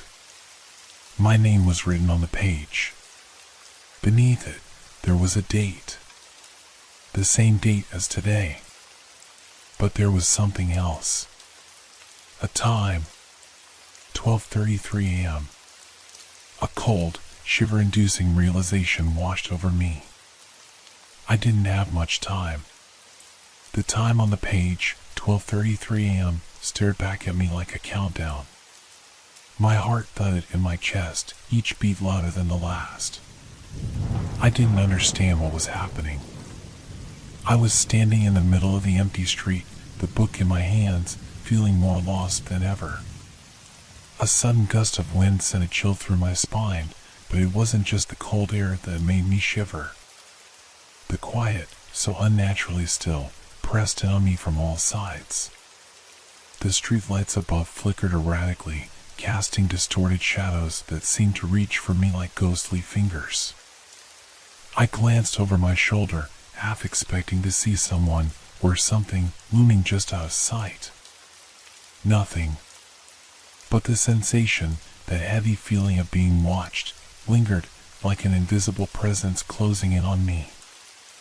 I couldn't stand still. I had to keep moving. But where? The pages of the book fluttered open again, this time of their own accord, as if it had a will of its own. My eyes widened as they fell on the next page. The photograph was there again, clear this time.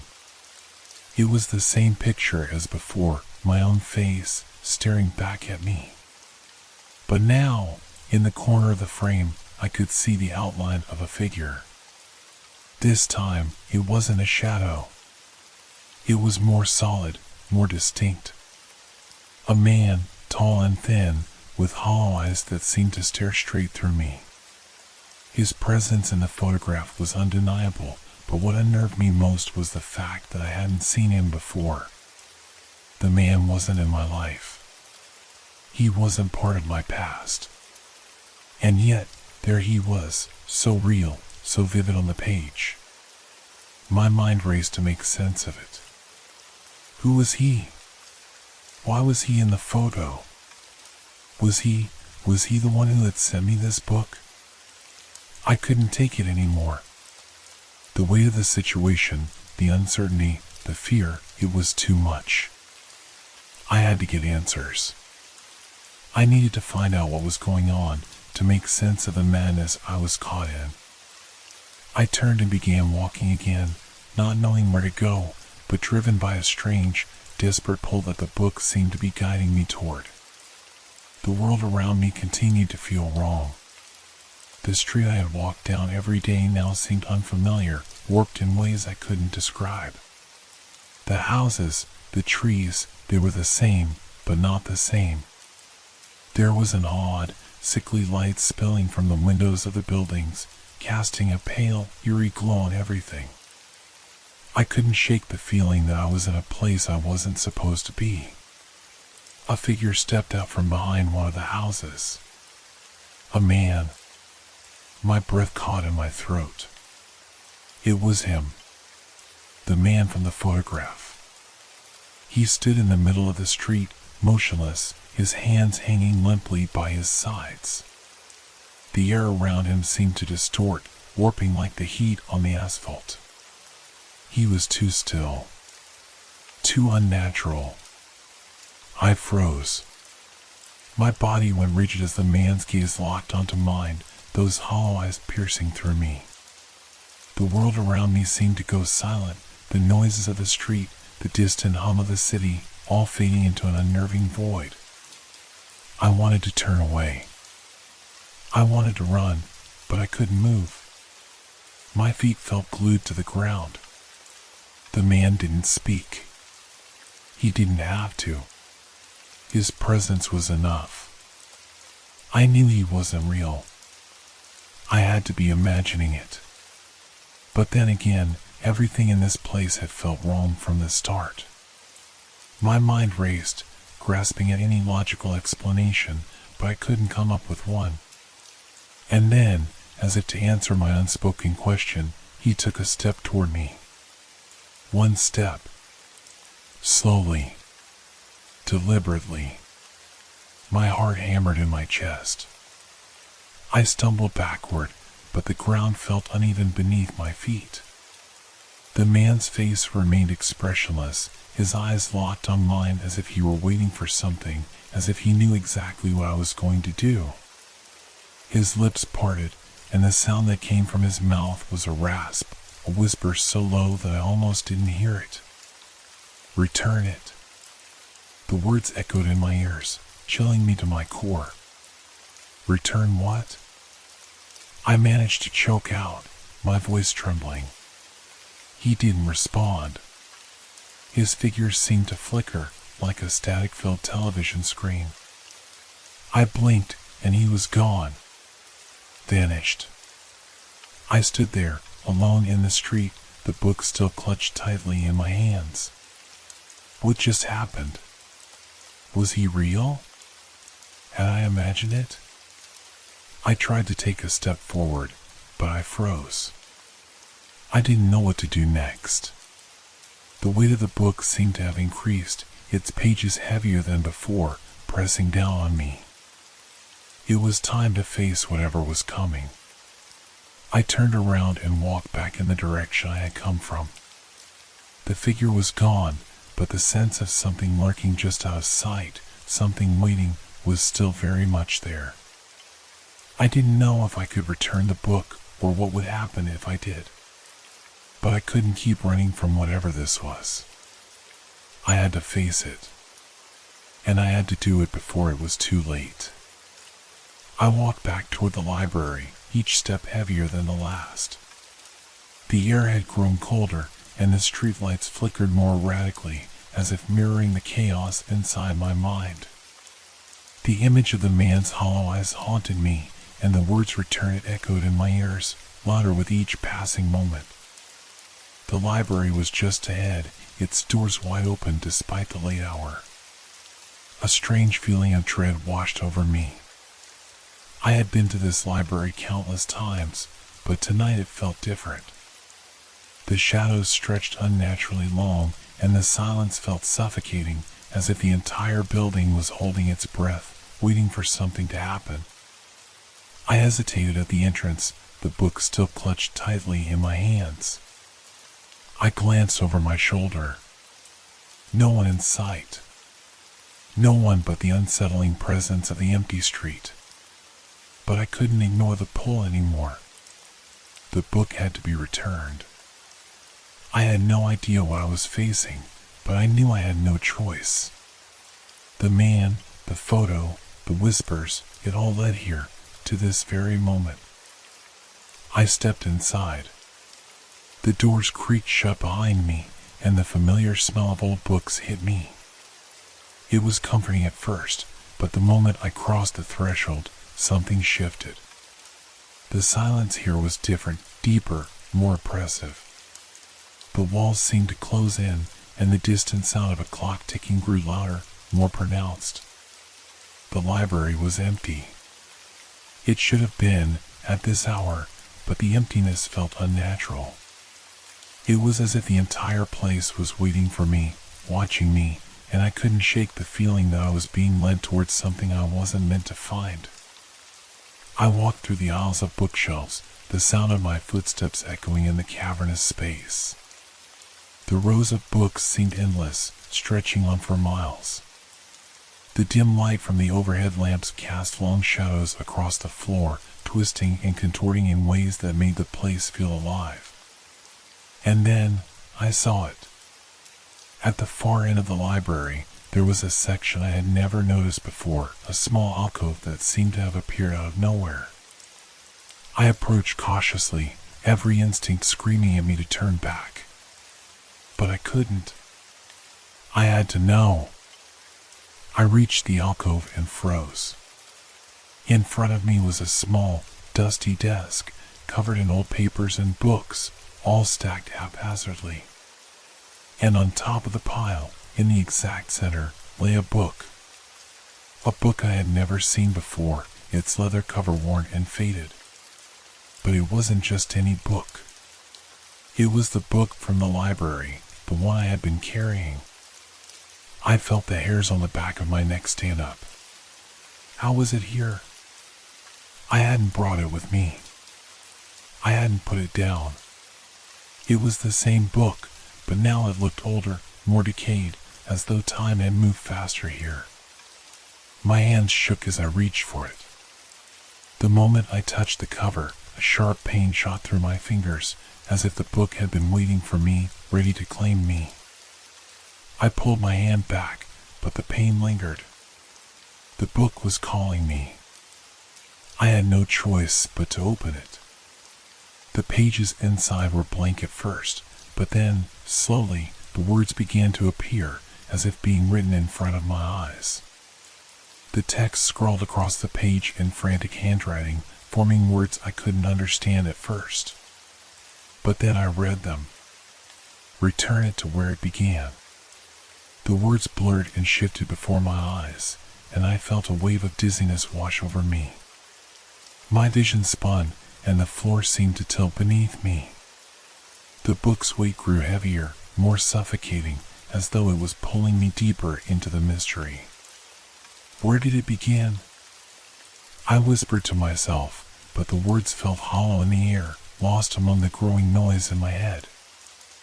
I felt the presence before I saw it. That cold, oppressive force. The air grew thick, and the temperature dropped sharply. I could hear footsteps, slow, deliberate, coming from the back of the library. I turned. There, in the dim light, stood the figure. The man. He was no longer distant, no longer a shadow in the photo. He was here. He stepped closer, his movements fluid and unnatural, as if he were part of the darkness itself. His eyes, hollow and empty, locked onto mine.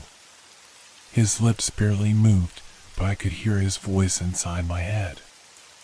Return it to where it began, he whispered, his voice a rasping echo.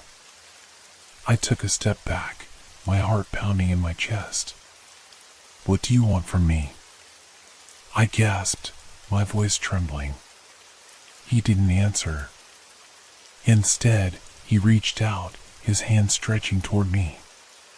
Before I could react, the world around me began to warp.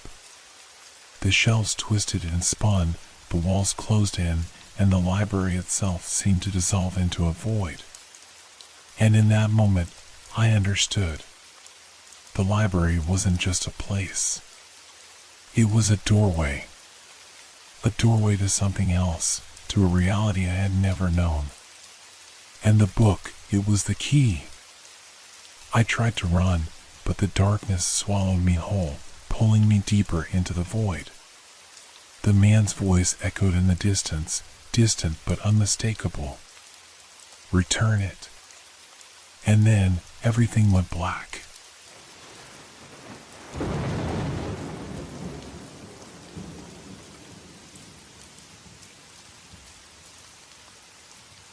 This has been a long, dark journey through the night with Whisper Crowley. Thank you for staying with us until the end. Leave a like if these stories made you look at the darkness a little differently, and share in the comments what you enjoyed most or what gave you chills. Make sure to subscribe so you don't miss our next Sinister Whispers. Until we meet again in the world of shadows.